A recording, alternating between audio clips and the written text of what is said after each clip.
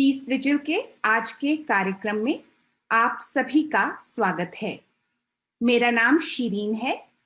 आज के हमारे वक्ता हैं मानवाधिकार कार्यकर्ता और लेखक सुभाष गाताड़े। सुभाष जी, आपका बहुत बहुत स्वागत है और हमें बहुत खुशी है कि आज हम आपको सुन पाएंगे। चर्चा का विषय है जातिवाद क्यों जिंदा है। सुभाष जी इस बारे में विस्तार से बात करेंगे। जातिवाद और उसके विरुद्ध संघर्षों पर कई वर्षों से वे काम करते आए हैं।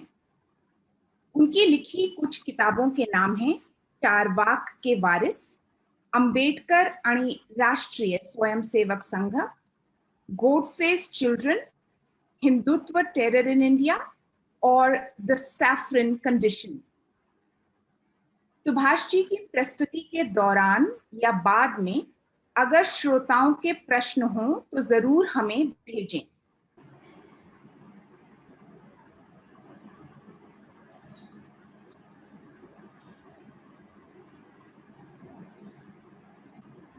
हाँ ठीक, थैंक यू। बहुत बहुत शुक्रिया सुभाष जी आपका। मुझे पता है आपका आगे भी शाम को एक कार्यक्रम है और हम बहुत खुशकिस्मत हैं कि आप हमारे साथ जुड़े हैं। आज हम सभी आपसे सीखने के लिए उत्सुक हैं। शुक्रिया बहुत। पीस विजिल के साथियों का, शीरीन और समीर का बहुत बहुत शुक्रिया ये इस आयोजन को रखने के लिए। 2 महीना पहले कास्ट के मसले पर उन्होंने एक अलग तरह का प्रोग्राम रखा था, इंटरव्यू का प्रोग्राम रखा था, और आज एक छोटी तकरीर मुझे देनी, कुछ बातें रखनी है और फिर तपा कुछ बातचीत करनी है आपसे। जातिवाद क्यों जिंदा है। तो मुझे लग रहा है कि मैं अपनी बातचीत की शुरुआत एक कविता से शुरू करना चाहूँगा। गुजराती के मशहूर दलित कवि है, अम्बेडकरी कवि है साहिल परमार।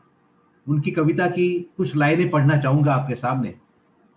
जब मैं पैदा हुआ तब मैं बच्चा नहीं था, मैं एक स्वप्न था, एक विद्रोह का स्वप्न, जिसे मेरी माँ, जो हजारों साल से उत्पीड़ित थी, उसने संजोया था। अब अभी भी मेरी आंखों में अछूता पड़ा है, हजारों सालों की झुर्रियों से ढका उसका चेहरा, उसकी आंखें आंसुओं से भरे 2 तालाबों ने मेरे शरीर को नहलाया है। मैं आज जाति के मसले पर बात करनी है और मुझे मालूम नहीं बातचीत के अंत में कुछ रोशनी मिलेगी या सिर्फ गर्मी पैदा होगी, ये आपको तय करना है, आपका फैसला है। मुझे लगता है कि कुछ मसले ऐसे होते हैं जिस पर इतनी बार बात चुकी होती है कि यह बात होती रहती है कि नई बात क्या किया जाए, इसके बारे में अक्सर मुश्किल पेश आती है। और ज़्यादा दिक्कत तो ये भी आती है कि कुछ ऐसे मसले ऐसे होते हैं कि जिसमें लोगों में भी सहमति न हो। मिसाल के तौर पर आज की तारीख में अगर हम लोग अमेरिका के किसी विश्वविद्यालय में खड़े होकर के नस्लवाद पर बात करना चाहें तो तयशुदा बात है कि विद्यार्थियों का एक हिस्सा, लोगों का एक हिस्सा इस बात की तमाम सारे सबूत पेश करेगा कि अमेरिका में कहाँ है नस्लवाद। वो आपको बताएगा ब्लैक्स में उभरे तमाम बिलियनियर्स के बारे में, वो आपको बताएगा तमाम बड़े बड़े खिलाड़ियों के बारे में और डाइवर्सिटी के बारे में, तमाम सिद्धांतों के बारे में, उसूलों के बारे में वो बताएगा। और एक हिस्सा इस बात से इनकार ही करेगा कि नस्लवाद अमेरिका में कोई प्रॉब्लम है, कोई समस्या है। जब जातिवाद के बारे में बात हम लोग करते हैं तो किसी तरह की परेशानी, पहली परेशानी ये है कि अक्सर इतनी बात होती रहती है, और दूसरी बात यह है कि जब जातिवाद के बारे में आप किसी क्लास में आप कहीं बात करना शुरू करना चाहें तो निश्चित ही एक तबका ऐसे मिलेगा आपको, एक जो निश्चित तौर पर इस बात से इनकार करेगा कि कोई जातिवाद कोई समस्या नहीं है। एक तबके के लिए वो बताएगा अपने रिश्तेदारों के नेटवर्क के बारे में, दोस्तों मित्रों के बारे में, कि कैसे उन्होंने अंतरजातीय अंतरधर्मीय विवाह किए हैं और कैसे कोई विदेशों में जाकर के बसे हैं। उनके लिए तो वो कहेगा कि ये समस्या कोई है नहीं। और दूसरी तरफ एक बड़ा हिस्सा रहेगा, आपको मिलेगा, जो उसी संदर्भ में बोलेगा, क्योंकि उसका जीवन उसी जाति से परिभाषित होता रहा है। ओम प्रकाश वाल्मीकि ने जो एक कविता लिखी है ठाकुर का कुआं, उन्होंने लिखा था ठाकुर के कुआं के अंत में, कुआं ठाकुर का, पानी ठाकुर का, खेत खलियान ठाकुर के, गली मोहल्ले ठाकुर के, फिर अपना क्या, गांव, शहर और देश। तो एक जो अपमान वंचना झेला जिस जिस तबके ने झेला है, उसके लिए जब आप जाति की बात शुरू करेंगे, वो आपको मिलेगा। वो आप उसको आ सिखाने की कोशिश करेंगे, आप उसको ककरा सिखाने की कोशिश करेंगे, आ, और उसके मुंह से आ निकलेगा, जो एक पीड़ा निकलेगी, जो सदियों की वंचना और अपमान की पीड़ा है, वो उसके मुंह से निकलेगी। तो जो लोग जातिवाद को देखने से इनकार करते हैं, जो लोग नस्लवाद को देखने से इनकार करते हैं, एक छोटा सा तबका हो सकता है उसमें, एक छोटा तबका जिसके बारे में हम लोग आएंगे, हो सकता है कि वो जेन्युइनली कंफ्यूज हो, जिस परिवेश में रह रहा हो, जिन लोगों के बीच वाकई रह रहा हो, और उसको जातिवाद या नस्लवाद दिख नहीं रहा, उनके बारे में हम बात करेंगे। लेकिन एक हिस्सा जो जातिवाद को, नस्लवाद को देखने से इनकार करता है, वो जानता है कि अगर जातिवाद की मौजूदगी की बात करेंगे तो कहीं ना कहीं जाति के नाम पर उसको जो विशेषाधिकार मिले हुए हैं, जो नस्ल के नाम पर उसको जो विशेषाधिकार जो प्राप्त सदियों से हासिल हुए हैं, उनका परित्याग उसको करना पड़ेगा, उसको छोड़ना पड़ेगा। और फिर उसको लगेगा कि उसकी कहीं ना कहीं उसकी संलिप्तता, वो जो इस जातिवाद को बढ़ावा देने में, नस्लवाद को बढ़ावा देने में कहीं ना कहीं वो खुद शामिल है, उसको खुद को कटघरे में खड़ा रहना पड़ेगा। डॉक्टर अंबेडकर ने एक दिलचस्प बात कही थी कि उसको अपने नैतिक पुनरुत्थान के लिए तैयार होना पड़ेगा, मॉरल रिसरेक्शन के लिए। क्या वो तबका तैयार है इस काम के लिए? ये एक सोचने का सवाल बनता है। तो मैं उन लोगों की बात करूंगा जो जेन्युइनली कंफ्यूज है, और मैं ऐसे 2-4-10 लोगों के इनकार नहीं करूंगा कि वो बिल्कुल कुछ उनका कोई इंटरेस्ट उसमें है। तो मैं अखबार की कुछ कतरने, अखबारों की कुछ किस्से जो आए दिन आपके सामने आते रहते हैं, ये कुछ पुराने किस्से हैं, उन अखबारों का एक कोलाज, कतरों का कोलाज आपके सामने में रखना चाहूंगा। सबसे ताजी घटना, मैं दिल्ली में रहता हूं, यहां पर दिल्ली इस मुल्क की दारुल हुकूमत है, मुल्क की राजधानी है, कैपिटल है। और कैपिटल में एक मॉडल टाउन नाम का एरिया है, जहां पर कुछ दिन पहले एक दलित मेड ने की अस्वाभाविक मौत। एक मेड, 17 साल की लड़की, जो किसी के यहाँ काम करती थी, किसी संपन्न व्यक्ति के पास, और उस संपन्न व्यक्ति का जो ड्राइवर था, उसके कमरे में, उसके घर में उसकी लाश मिली। और परिवार वालों ने मांग की कि भाई इसके साथ अत्याचार हुआ है, यौन अत्याचार हुआ उसके साथ, और इस पर कार्रवाई होनी चाहिए, एफआईआर दर्ज होनी चाहिए। और मॉडल टाउन की पुलिस ने क्या किया? मॉडल टाउन की पुलिस ने, जो उसके माता पिता, जो उसके जो आत्मीय लोग थे, यहां तक कि जो पत्रकार, क्यारेवान का पत्रकार गया था वहां पर, अखबारों में आया कि उन पर लाठियां चलाई गई, उनको प्रताड़ित किया गया, जो लोग उस दलित लड़की के लिए न्याय की मांग कर रहे थे। और उस दलित लड़की का अंतिम संस्कार किया गया। उसी तरह से अंतिम संस्कार ये हुआ जो कुछ दिन पहले हाथरस में हुआ था। हम जानते हैं कि हाथरस की घटना क्या है। हाथरस में जो दलित लड़की थी, वाल्मीकि परिवार की जो लड़की थी, उसके साथ गांव के दबंगों ने, ऊंची जाति के लोगों ने अत्याचार किया, और वो कई दिन तक अस्पताल में, अलीगढ़ में पड़ी रही। और बाद में जब दबाव बना तो दिल्ली लाया गया, वहां पर वो मर गई। और उसके बाद जो सिलसिला चला है, हम दुनिया, न केवल भारत के मीडिया ने, दुनिया के मीडिया ने भी देखा कि कैसे उस लड़की को कलंकित करने की, उस लड़की को ही दोषी ठहराने की, उस लड़की को चरित्रहीन साबित करने की कोशिश लगातार मीडिया के जरिए चली है। पुलिस ने भी, और ऊंचे तबके के लोगों ने, पुलिस के अधिकारियों ने भी इसमें शादी, उन बात से इनकार भी किया।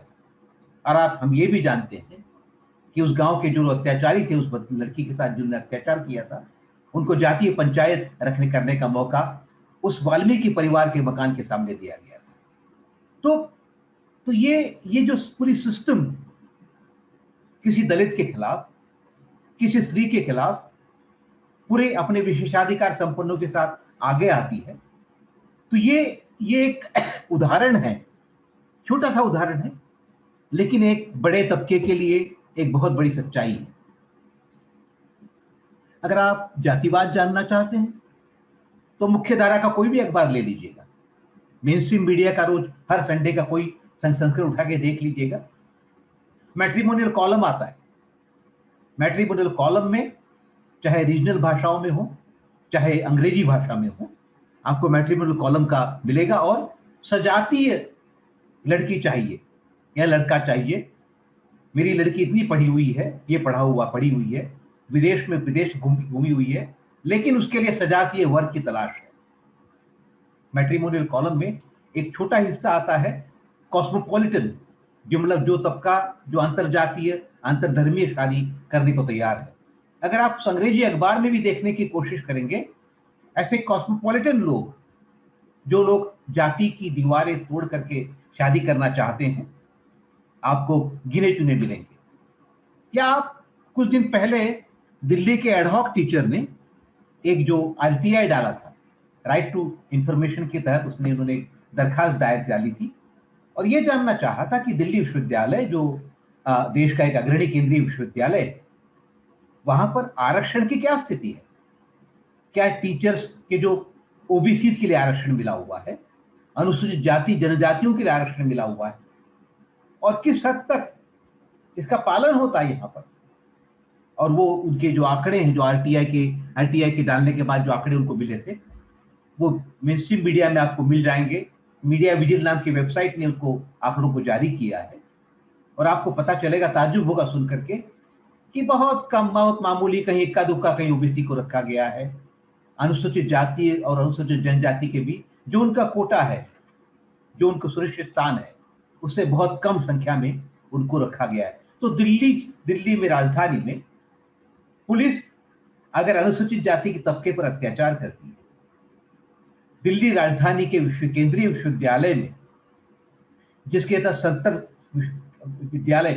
महाविद्यालय आते हैं, जहां पर पूरे संसद की निगाह है, जो केंद्रीय विश्वविद्यालय है, वहां पर अगर आरक्षण का पालन नहीं हो पाता है, तो देश के बाकी हिस्सों में हम देख सकते हैं। या हम एक और उदाहरण देना चाहेंगे भौरी देवी का। भौरी देवी एक महिला समाख्या की कार्यकर्ती थी, जिन पर अत्याचार हुआ था। लगभग 20 साल हो गए, 20 साल से अधिक वर्षा गुजर गया, उन पर अत्याचार हुआ था। वो बाल विवाह प्रथा का विरोध कर रही थी और गांव के ही लोगों ने, 4 लोगों ने, जो दबंग जाति के लोग थे, उन्होंने उसके साथ यौन अत्याचार किया और अदालत में मुकदमा गया, सेशन कोर्ट में मुकदमा गया। और अदालत में क्या हुआ? 1995 का अदालत का फैसला है, सेशन कोर्ट का फैसला है।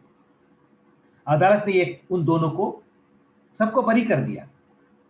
किस बिना पर बरी किया उन्होंने कहा कि जो अत्याचारी हैं, जिनमें दो ऐसे हैं जो रिश्तेदार हैं, जो चाचा और भतीजा हैं, और भारतीय संस्कृति में हम ऐसी चीजों की ऐसी संभावना नहीं है कि ऐसा कोई अत्याचार हुआ होगा। और भौरी देवी का जो अत्याचार का मसला है, आज भी हाई कोर्ट पे लटका हुआ है, पिछले 25 साल से लटका हुआ है। आपको ये भी ताज्जुब होगा जान करके कि भौरी देवी के मसले पर एक फिल्म भी बनी है बवंडर नाम से, और उसका ऐतिहासिक संघर्ष ऐसा रहा है कि कार्यस्थलों पर जो यौन प्रताड़ना होती है, उसको लेकर के जो सुप्रीम कोर्ट का हस्तक्षेप आया, जो गाइडलाइंस आई, वो भौरी देवी के मसले के चलते आई है। इसके बावजूद भी पिछले 25 साल से भौरी देवी को आज भी न्याय नहीं मिला है। तो जातिवाद की ये टुकड़े टुकड़े की घटनाओं को मैं आपके सामने दिखेर रहा हूं। और एक आखिरी घटना आपके सामने रखना चाहूंगा, चकवारा की घटना इसलिए जिक्र करना चाहूंगा क्योंकि इसका जिक्र डॉक्टर आंबेडकर ने अपनी किताब में किया था। 1931 में 1935 के आसपास उनका एक व्याख्यान छपा था, एनिहिलेशन ऑफ कास्ट, जातिभेद का उन्मूलन।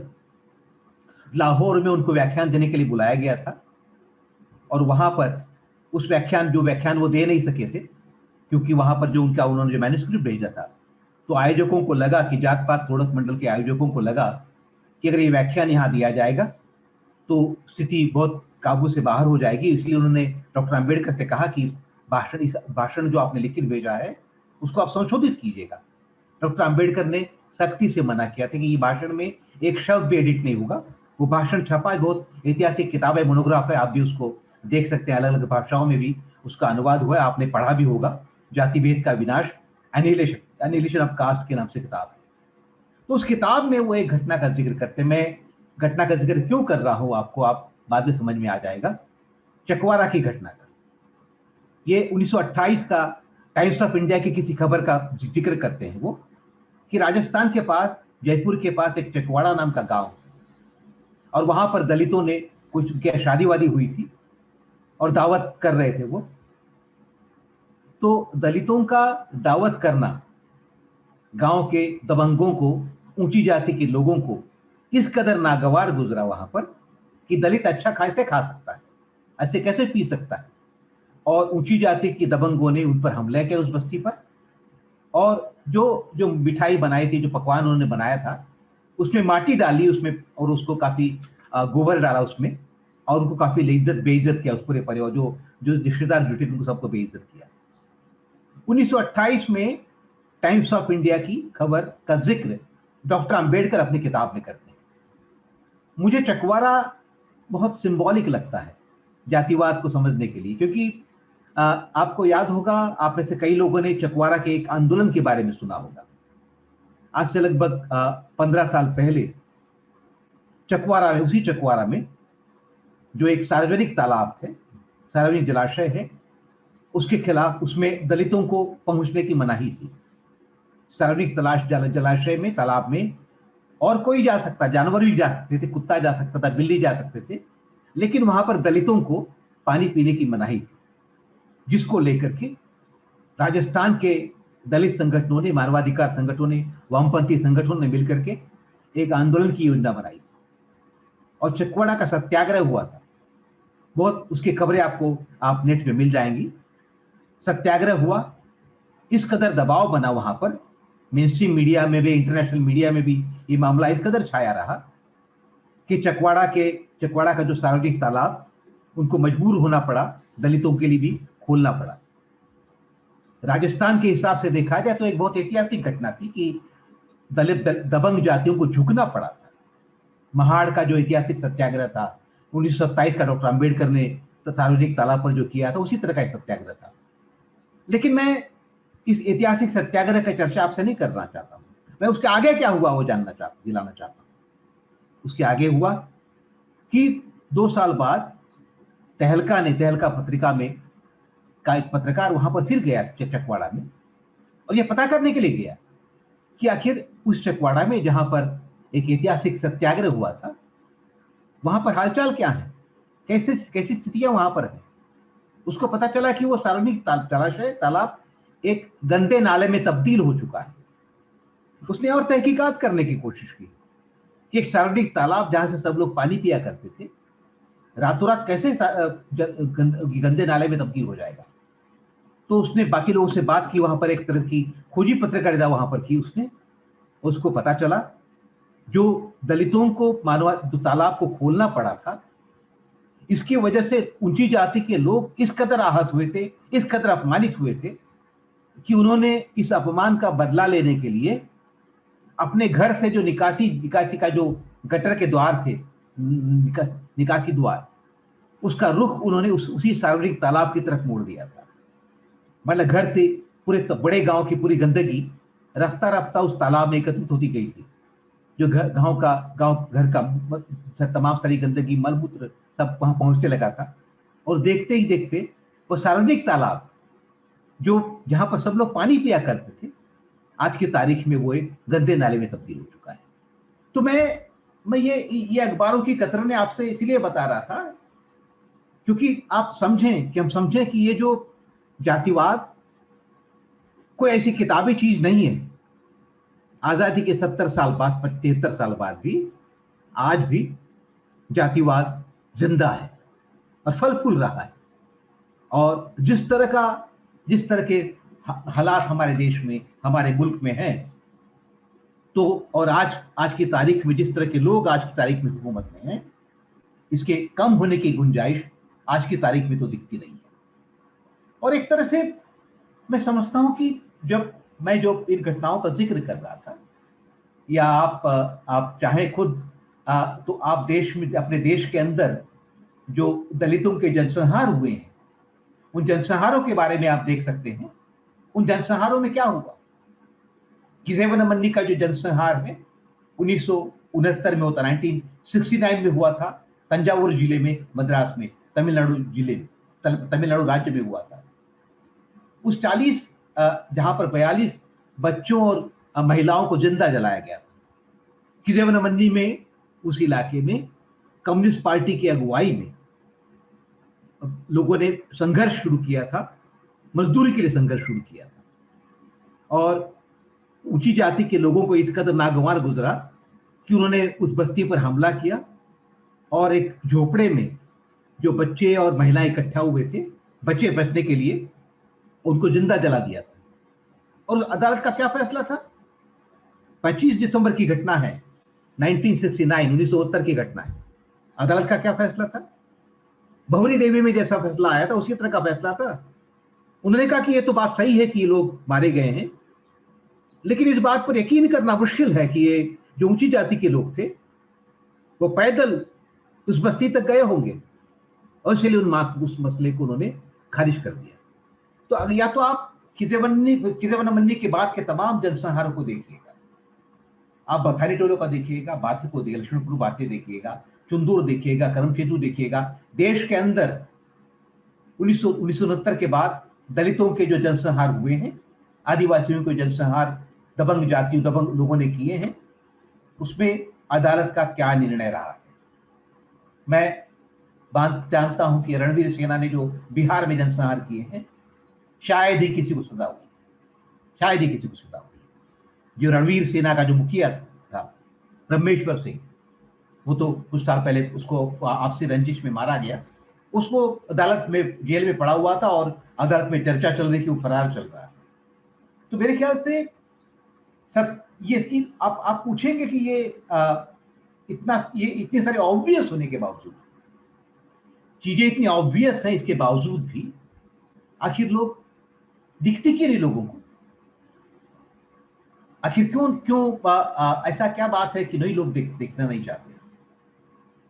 दरअसल एक जबरदस्त दोहरापन है हम लोगों में, हम लोग में बहुत दोहरापन है। भारतीयों में, दक्षिण एशियाई लोगों में, खास करके हिंदुस्तानियों में एक जबरदस्त दोहरापन है। और जो सच्चाई को स्वीकारने से इनकार करता है, पीस विजिल की इस चर्चा का फोकस जातिवाद क्यों जिंदा है? सच्चाई को मानने से इनकार हम कर रहे हैं। मैं 3 उदाहरण देना चाहूंगा विदेशों के, जहां पर भारतीय लोग विदेशों में जाकर के बसे। मैं मलेशिया का उदाहरण से शुरू करना चाहूंगा। मलेशिया में हिंड्राफ नाम से संगठन है, वहां के भारतीयों का संगठन है। और हिंड्राफ ने कुछ साल पहले एक आंदोलन चलाया था, उनके लोगों ने वहां पर आंदोलन चलाया था।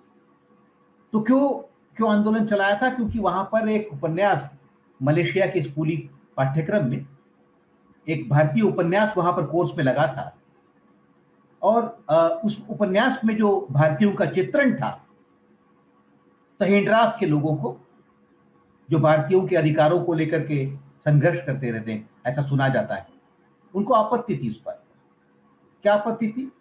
उपन्यास में ऐसा क्या लिखा गया था जिसको लेकर के हिंड्राफ के लोगों को आपत्ति थी?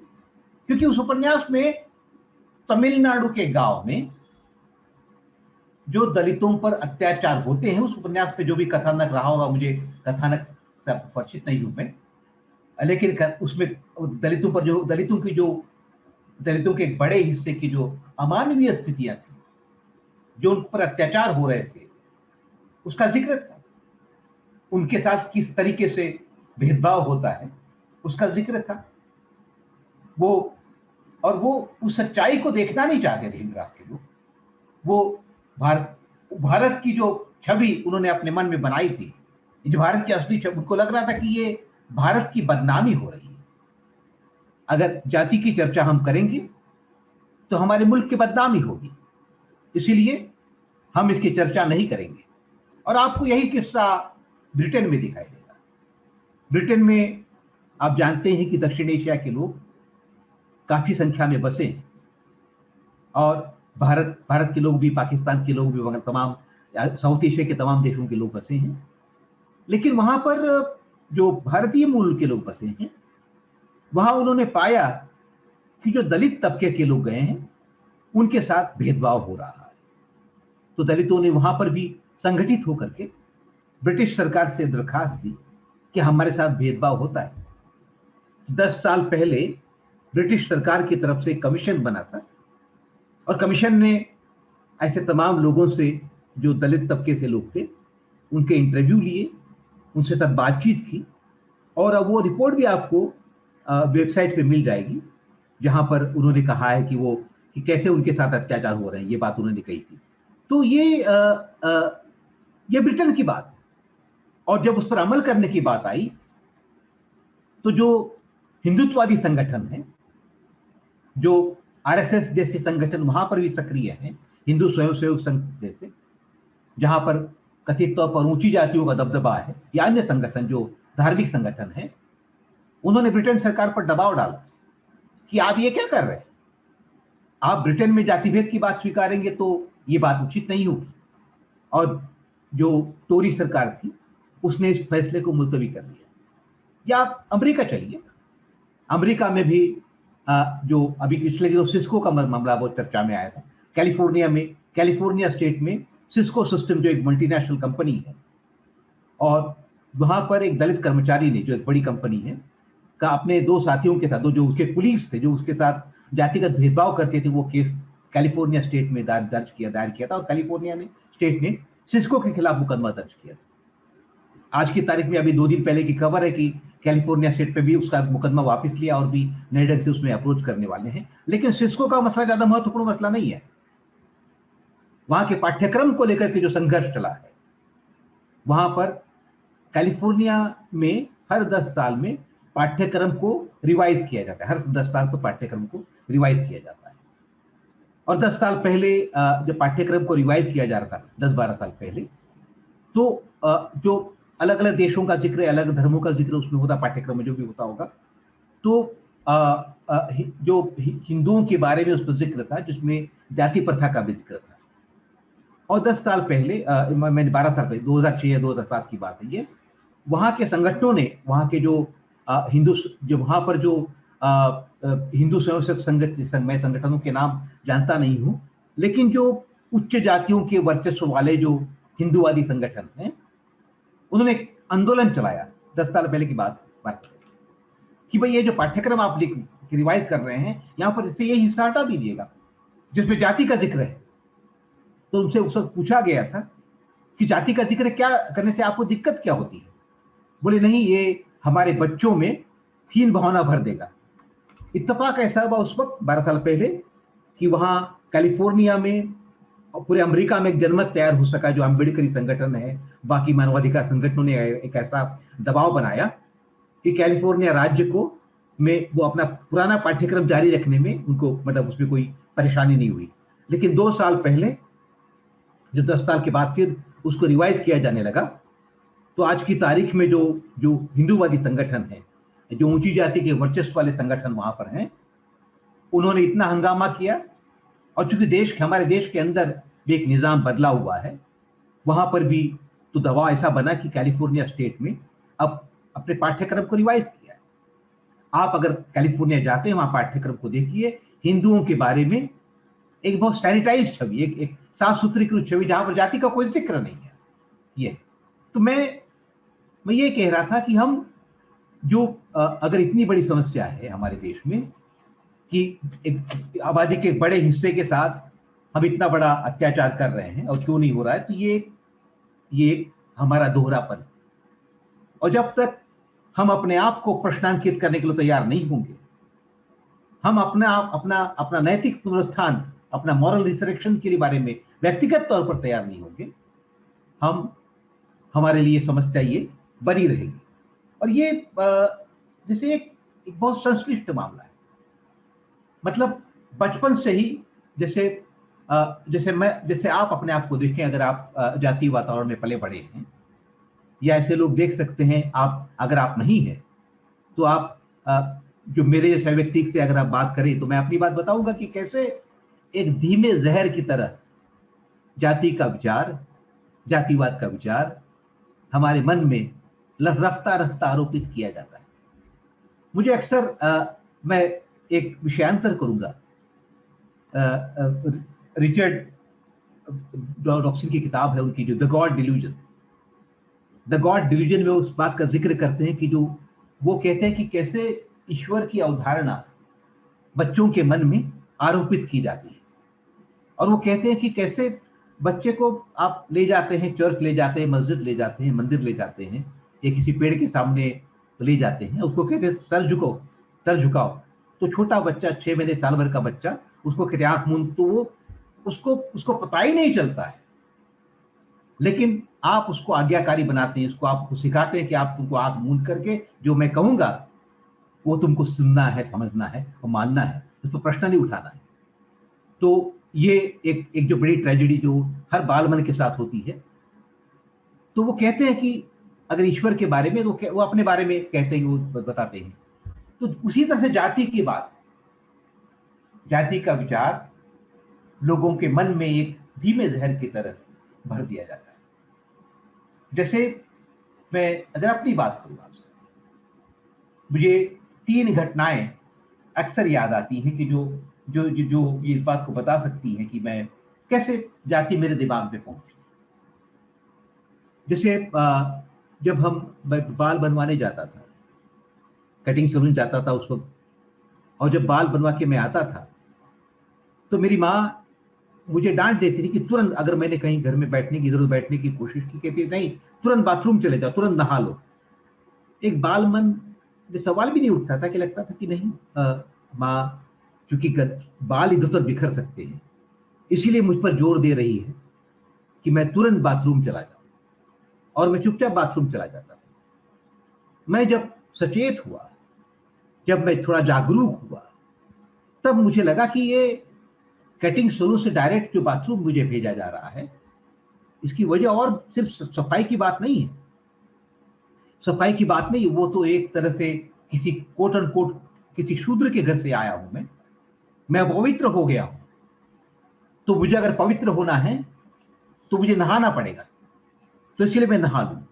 तो मतलब सफाई के आवरण में, स्वास्थ्य के आवरण में जाति एक दिमाग में घर कर जाती है।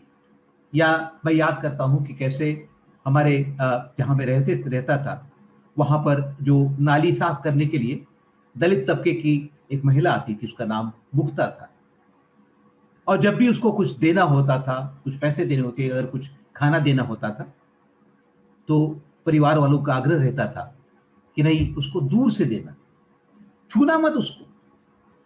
तो बालमन को लगता था कि नहीं, हो सकता है कि चूंकि वो गंदगी साफ करके आई है, तो हो सकता है उसके मैं गंदा न हो जाऊं, मेरे माता पिता का ये कंसर्न रहा हो, तो ये होता है। लेकिन बाद में पता चला कि ये बात नहीं है, बात कुछ दूसरी है। या जब हमारे घर में, जब हम लोग आपस में बैठे रहते थे, तो मैं जिस जाति में पैदा हुआ हूं, उसके उपजाति में दूसरी उपजाति के बारे में चर्चा चलती रहती थी। तो मेरे ख्याल से बच्चे के मन में जो ये बात पहुंचती है जाति को लेकर के, इस कदर घर कर जाती है कि उसको एक कॉमन सेंस का हिस्सा बन जाता है। कॉमन सेंस का हिस्सा हम हमारे लिए, जिस तरह से हम सांस लेते हैं, जिस तरह से खाना खाते हैं, जिस तरह बाकी एक्टिविटीज में मुब्तला होते हैं, तो जाति का विचार, जाति की संकल्पना, जाति का नॉर्मलाइजेशन हमारे मन में पहुंच जाता है। आज भी अगर मैं आज भी अपने आप से जब कुछ ऐसी बातें आती हैं, तो वो बात लगातार दिमाग में आती है, और मैं फिर भी अपने आप को ये जूझना पड़ता है, ईमानदारी से कहूं मैं, क्योंकि वो बचपन में जो बातें दिमाग में डाल दी गई। मेरी माँ तो गुजर गई और मैं उनको कोई दोष नहीं देना चाहता, वो उस समाज का हिस्सा थी, और काफी हमें स्नेह करती थी उन्होंने, लेकिन फिर भी जो वातावरण है उससे कैसे और कैसी चीजें पहुंच जाती है मन। तो ये मुझे लगता है कि ये जो हम लोग का दोहरापन है और जाति का जो नॉर्मलाइजेशन हुआ है, जिसकी वजह से प्रश्न उठाना उस पर मुश्किल लगातार हो रहा है। जाति की जो विशिष्टताएं हैं, कुछ विशिष्टताएं बहुत साफ हैं। मतलब एक तो है कि डॉक्टर अंबेडकर ने लिखा था कि ascending scale of reverence and descending scale of hatred. मतलब जाति में अगर आप कोट अनकोट ऊंची जाति की तरफ देखना चाहेंगे तो उनके प्रति सम्मान बढ़ता जाएगा।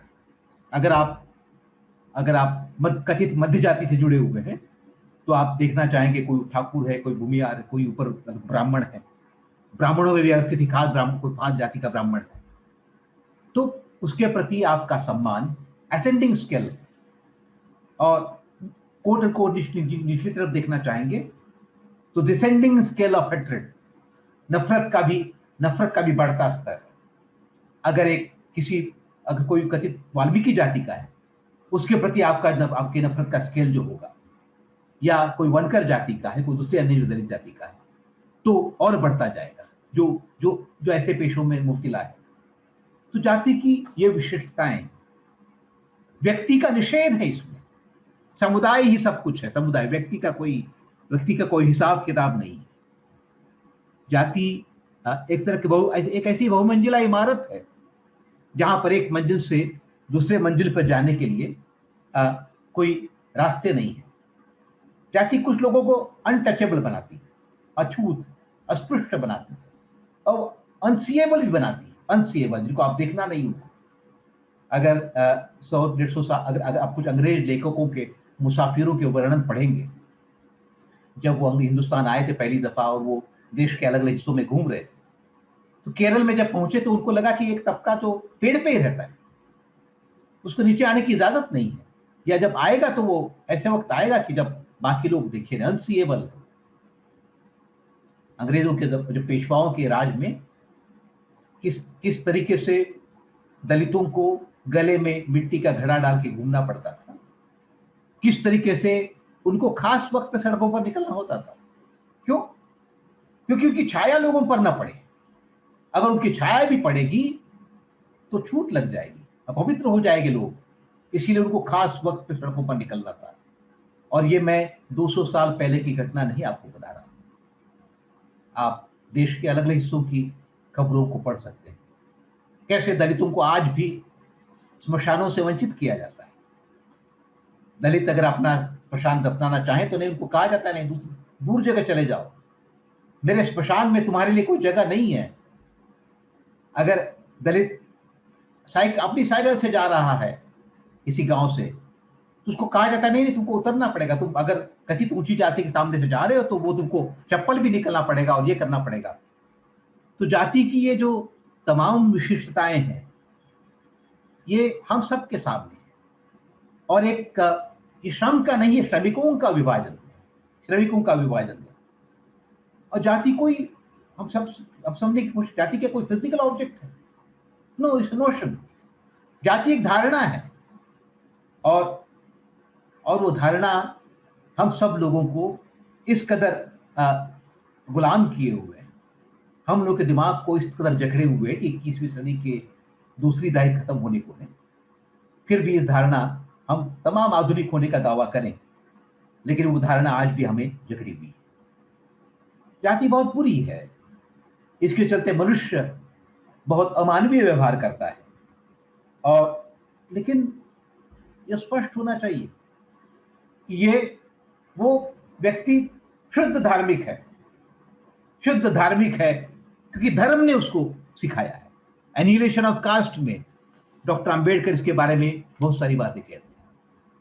इसीलिए अगर जाति की बात हमें करनी है, अगर जातिवाद की बात करनी है, तो उन धर्मशास्त्रों को भी, जो धर्मशास्त्र जो इनको सैंक्टिफाई करते हैं, इस जाति व्यवस्था को पवित्र ठहराते हैं, उसको रैशनलाइज करते हैं, उनको भी प्रश्नांकित करना ही होगा हम लोगों को। अगर नहीं ये नहीं तो ये समस्या बनी रहेगी। और जैसे साउथ एशिया के लोगों के लिए तो जाति नॉर्मल है, जाति व्यवस्था बिल्कुल नॉर्मल है।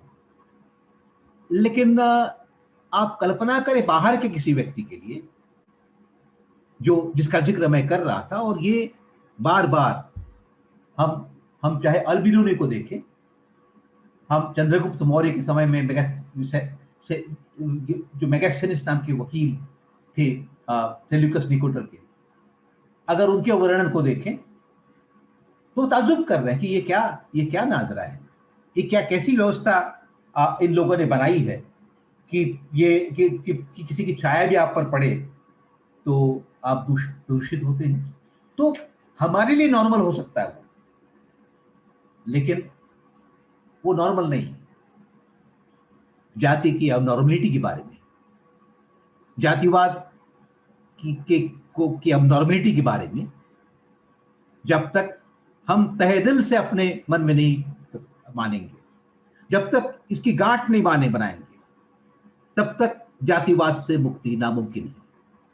आज की तारीख में जो गाली होनी चाहिए, जिसके चलते अगर आप ब्लैक लाइव्स मैटर का आंदोलन पिछले दिनों चला था, और अमेरिका में हमने देखा कि कैसे तमाम सारे श्वेत लोग भी ब्लैक लाइव्स मैटर के आंदोलन के साथ खड़े हुए थे, जुलूसों में शामिल हुए थे।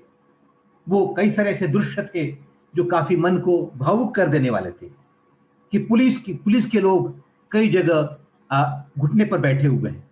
मतलब अपने इस ब्लैक्स के साथ, अश्वेतों के साथ जो अत्याचार चल रहा है उसका विरोध करने के, उनके ब्लैक्स के प्रति अपनी सहानुभूति दर्ज करने के लिए, अपनी एकजुटता दर्ज करने के लिए वहां पर बैठे हुए हैं। तो एक तरह का गिल्ट अपना प्रकट कर रहे थे वो। तो जहां एक तरफ कई ऐसे श्वेत मिलेंगे आपको जो गिल्ट प्रकट कर रहे हैं, और यहां पर अधिकतर जिनको सभी के लिए जाति एक आभूषण है। अगर जाति एक आभूषण नहीं होता, जाति को सेलिब्रेट करने वाली कोई चीज नहीं होती, तो अंग्रेजी अखबारों में जो तमाम विज्ञापन दिखते हैं कि हर सप्ताह नियमित रूप से विज्ञापनों से देखते हैं लोग, मैट्रिमोनियल कॉलम में, और बहुत फक्र के साथ, बहुत फर्राटेदार अंग्रेजी में आते हैं कि अपनी बेटी का या अपना बेटे का जिक्र करते हुए, वो आपको नहीं दिखाई देते। कहीं ना कहीं वो एक 95% शादियां आज भी हमारे मुल्क में शादी होती है, जाति के अंदर शादी होती है।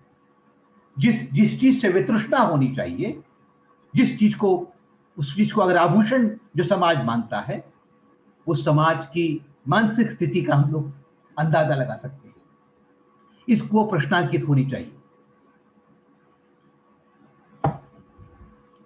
4000 से अधिक जातियां हैं हमारे मुल्क में, 4000 से अधिक जातियां, जातियों उपजातियों वाला मुल्क है।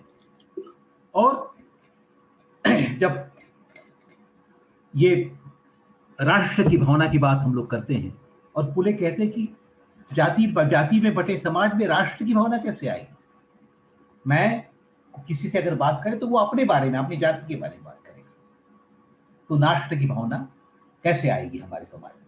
तो एक तरह से मुझे लगता है कि एक ऐसा मामला है जिस पर बहुत हम लोगों को गंभीरता से, अगर हम बहुत सचेत हैं इसके बारे में समझने के लिए, दूर करने के लिए, तो इसकी विभिन्न आयामों पर बात करनी पड़ेगी। एक फिल्म आई थी, बहुत हॉलीवुड की फिल्म थी, उसका शीर्षक था कैट ओ नाइन टेल्स। मतलब वो बेसिकली एक मर्डर मिस्ट्री थी, और एक हत्या में तमाम सारे कैसे लोग शामिल हैं उसके बारे। तो मोटा मोटी 9 पूंछों वाली बिल्ली। तो जाति की बात जब भी मैं सोचता हूं, मुझे अक्सर वो फिल्म का वो शीर्षक याद आता है, क्योंकि ये 9 पूंछों वाली बिल्ली जैसे, क्योंकि जाति की बात करेंगे, उसके सिरे कई जगह उलझे हुए हैं।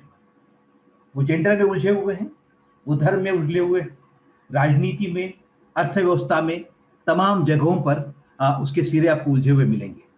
तो इसको हमें समझना पड़ेगा, क्योंकि अक्सर जो बात करते हैं हम लोग तो जाति उन्मूलन की बात करते हैं, तो इन अलग अलग पहलुओं की बात हम लोग जोड़ते नहीं हैं। जैसे जातीय उन्मूलन की बात करते हैं तो अंतरजातीय विवाहों की बात होती है।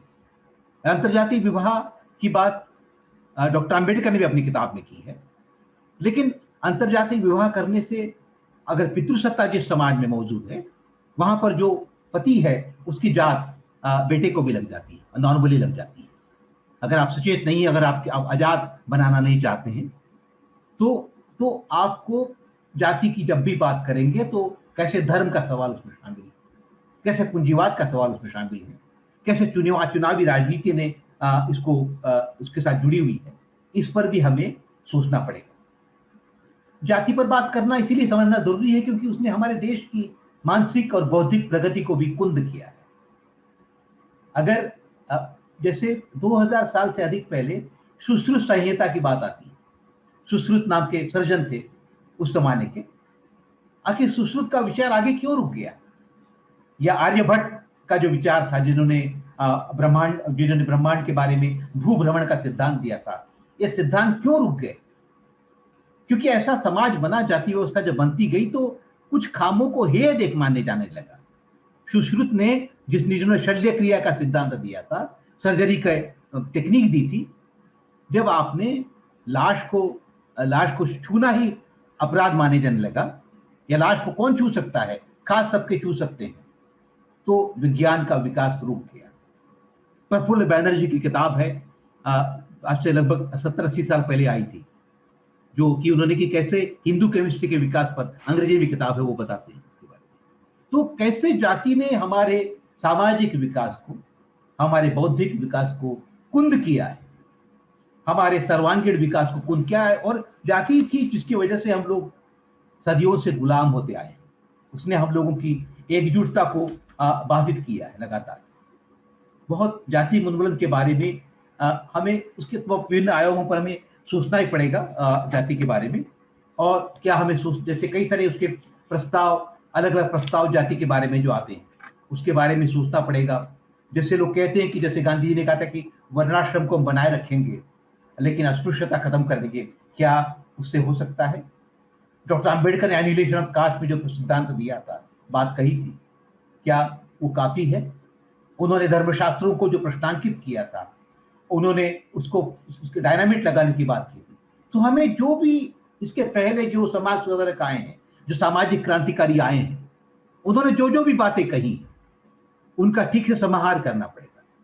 ये आज की तारीख में कई राजनीतिक शक्तियां, दलित आम्बेडकरी शक्तियां जाति तोड़ो की बात नहीं कर रही हैं, जाति जोड़ो की बात करती है। जाति सम्मेलन का एक प्रस्ताव वो लेकर के आई है। क्या जाति उन्मूलन उससे होगा? क्या जातिवाद से उससे लड़ा जा सकेगा? मुझे लगता है कि इन सारे आयामों पर हम लोगों को बात करनी है। मैं इसके पहले कि मैं अपनी बात को समाप्त करूं, 2-4 बातें और आपसे कहना चाहूंगा। जातीय उन्मूलन के सवाल को 2 ढंग से देखना पड़ेगा हम लोग को। एक तो फौरी तौर पर जो जाति भेद, जो जातिगत अन्याय का सवाल है, वो कैसे खत्म होगा, जो जातिवाद कैसे खत्म होगा। और दूसरा सवाल, एक लंबा सवाल, जो दूरगामी सवाल है, जाति का उन्मूलन कैसे होगा, इसके बारे में हम लोगों को सोचना पड़ेगा। ब्रॉडली 2 स्लोगन्स बनते, दो चीजों के बारे में मैं बात करना चाहूंगा और आखिर में अपनी बात खत्म करूंगा।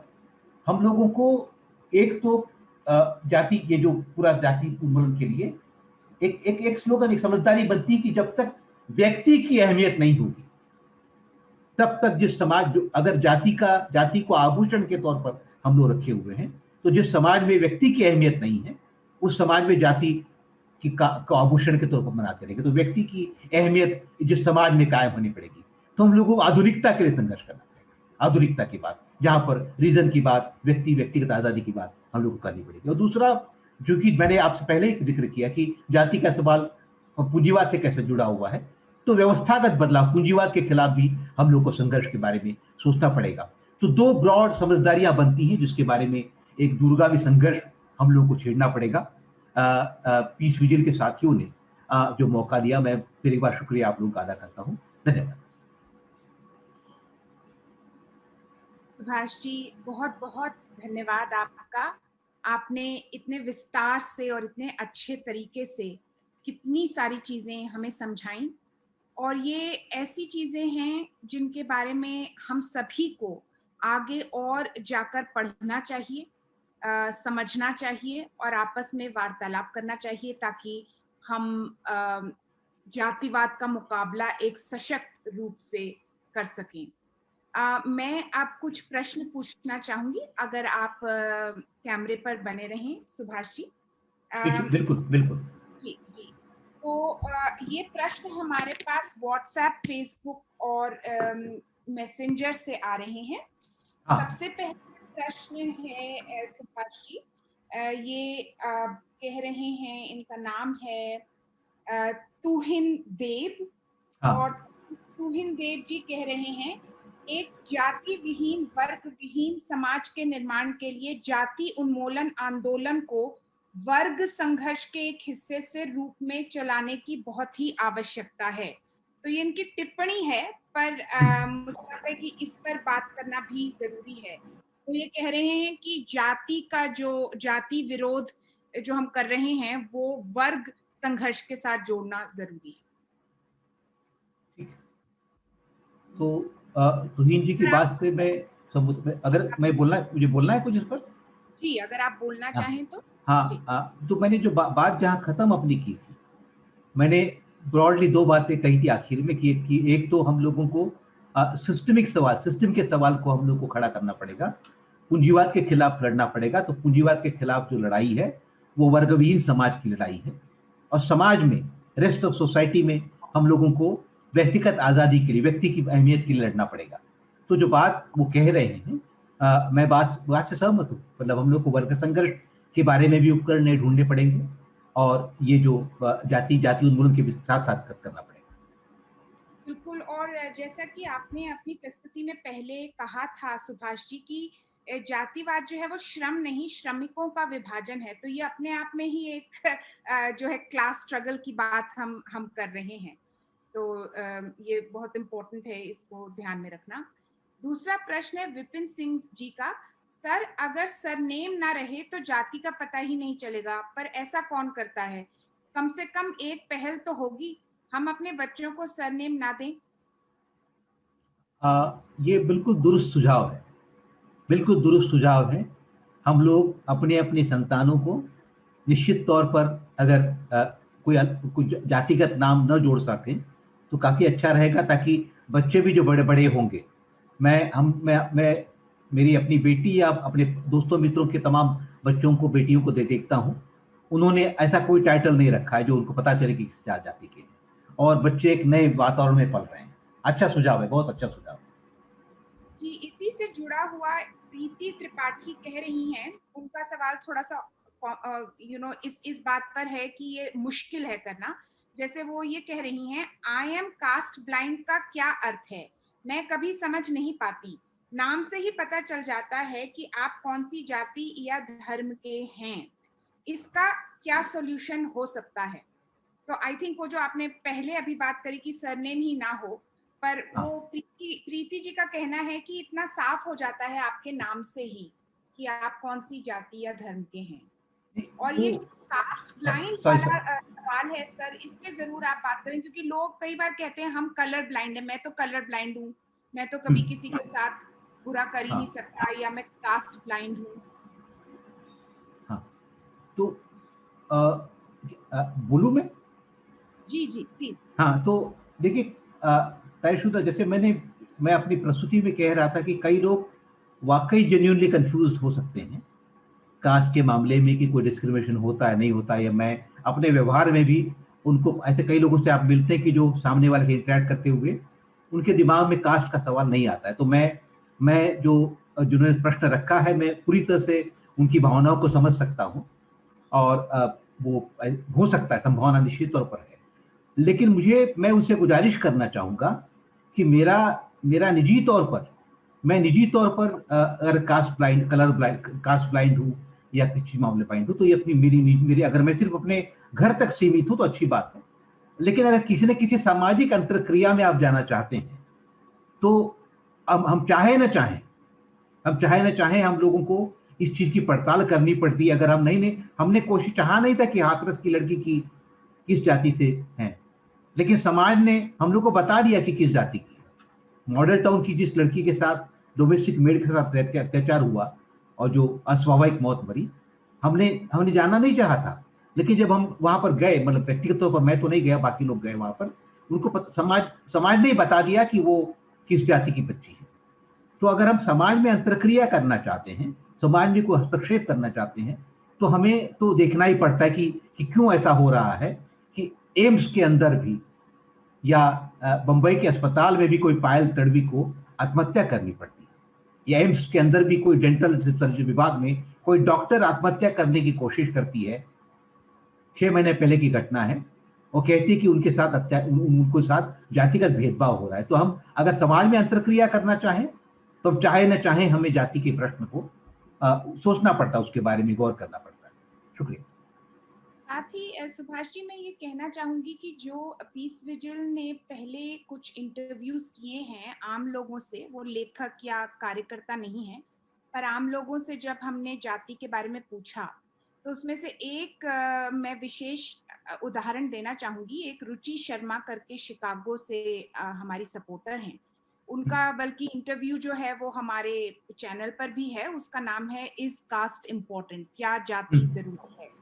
उसमें उन्होंने बताया है कि वो ऐसे परिवार में पली बढ़ी दिल्ली में जहां जाति की बात ही नहीं होती थी, और उन्हें खुद को भी नहीं पता था कि ये क्या है, क्या उनके दिमाग में इस तरह का कोई भेदभाव नहीं था, ना उनके माता पिता ने उन्हें सिखाया। मगर जब वो इंजीनियरिंग पढ़ने गई तो उन्होंने देखा कि क्लास पूरी तरह दो हिस्सों में बटी हुई थी। एक तो वो बच्चे थे जो ऐसे घरों से आते थे जहां उनको सब सहूलियतें थी, वो विदेश जा रहे थे पढ़ने के लिए, बस किताबें थी, सब थी। और एक दूसरा हिस्सा था जो उस समय वो नहीं समझ पाई, पर वो नीची जाति के बच्चे थे इंजीनियरिंग कॉलेज में। तो उन्होंने हमें ये बताया कि असल में ये एक मिथ्या है, ये सोचना कि हम कास्ट ब्लाइंड हैं, क्योंकि हम हो सकते हैं, पर समाज में उस कास्ट का, जाति का जो असर है वो तो दिखाई देता है। और जिस समय वो इंजीनियरिंग स्टूडेंट थी वो ये नहीं समझ पाई, उन्हें लगा कि बस ये बच्चे तो गरीब हैं या नहीं पढ़ते हैं या इनके पास नहीं है सुविधाएं। बाद में जब उन्होंने नाम देखे, जब उन्होंने जाति के बारे में पढ़ना शुरू किया, तब उन्हें पता चला कि वो बच्चे सो कॉल्ड नीची जाति के थे। तो ये भी समझना जरूरी है कि समाज कैसे ऑपरेट करता है और आप उसमें कहाँ, आपका कितनी उसमें भूमिका है, उस पे बहुत कुछ डिपेंड करेगा। फिर ये प्रश्न है नूपुर कपूर जी का, अगर जातिवाद अभी भी जिंदा है तो मैं मानती हूँ, और मैं मानती हूँ कि वो है, तो आरक्षण का क्या फायदा हुआ? देखिए, आरक्षण जिन इरादों के साथ दिया गया था, अगर हम कल्पना करें कि आरक्षण नहीं दिया जाता, आरक्षण कोई अधिकार के तौर पर दिया गया था, तो अगर अगर ये एक हम सब लोग के सोचने का सवाल है कि आरक्षण, एक तो आरक्षण का पर अमल ठीक से नहीं हो पाया है। आज भी अगर हम कथित जो सबसे उच्च पदों पर आरक्षण देखेंगे, आपको दिखाई देगा कि वहां पर सबसे कम पैमाने पर आरक्षण की सीटें भरी पड़ी है, और चतुर्थ श्रेणी में आरक्षण पूरा भी मिलेगा आपको कि सारे लोग आरक्षण दिया हुआ है। तो एक तो आरक्षण को लेकर के जो एक भावना थी, पॉजिटिव डिस्क्रिमिनेशन की भावना, कि जो छूटे हुए हैं, जो सामाजिक उत्पीड़न के चलते जो सदियों से जिनके साथ अन्याय अत्याचार हुआ है, और उनको साथ मिलाना है, और जिसके लिए आरक्षण देना जरूरी है।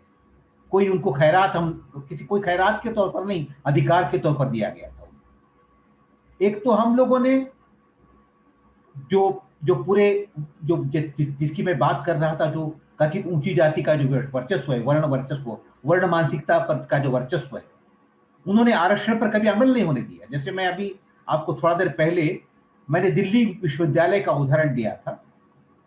लक्ष्मण यादव जो एडहॉक टीचर है, जिन्होंने आरटीआई डाल करके डीयू के बारे में आंकड़े बताए हैं, और ये मीडिया विजिल नाम की वेबसाइट पर आज भी उपलब्ध है। तो अगर राजधानी दिल्ली में आरक्षण पर, आरक्षित टीचर्स पर ठीक से उनको नियुक्त नहीं किया जा सकता है, नहीं किया जाता है, तो शेष भारत में आप अंदाजा लगा सकते हैं। तो हमने आरक्षण को एक तरह से ठीक से अमल नहीं किया है। और आपके साथ दो उदाहरण आपको बताना चाहूंगा आरक्षण के साथ जो खिलवाड़ होता आया है। फर्जी प्रमाण पत्रों की एक परिघटना है, फॉल्स सर्टिफिकेट्स का जो फिनोमेनन है, phenomena of false caste certificate. आप SC/ST कमीशन की रिपोर्टों को पलट के देखिएगा। आज अब SC/ST कमीशन अलग हो गए हैं, लेकिन तो वो बताते हैं कि फर्जी प्रमाण पत्रों के आधार पर कितने बड़े पैमाने पर लोग नियुक्त किए गए हैं। लेकिन क्या आपको पता है कि किसी को सजा हुई? 15 साल पहले हरियाणा के एक SP को सजा हुई थी 6 महीने की, लेकिन जितने बड़े पैमाने पर नियुक्त किए गए हैं कोई सजा नहीं होती। तो फर्जी जाति प्रमाण पत्रों के आधार पर ऊंची जाति के लोग दलित बन करके, आदिवासी बन करके बने बैठे हुए, पदों पर बैठे हुए। और दूसरी बात जो चालाकी की जाती है कि आपको उचित कैंडिडेट नहीं मिलता है। जब अभी कुछ दिन पहले एम्स की फिर आपको घटना सुनाना चाहूंगा। अभी 15 दिन पहले की घटना है।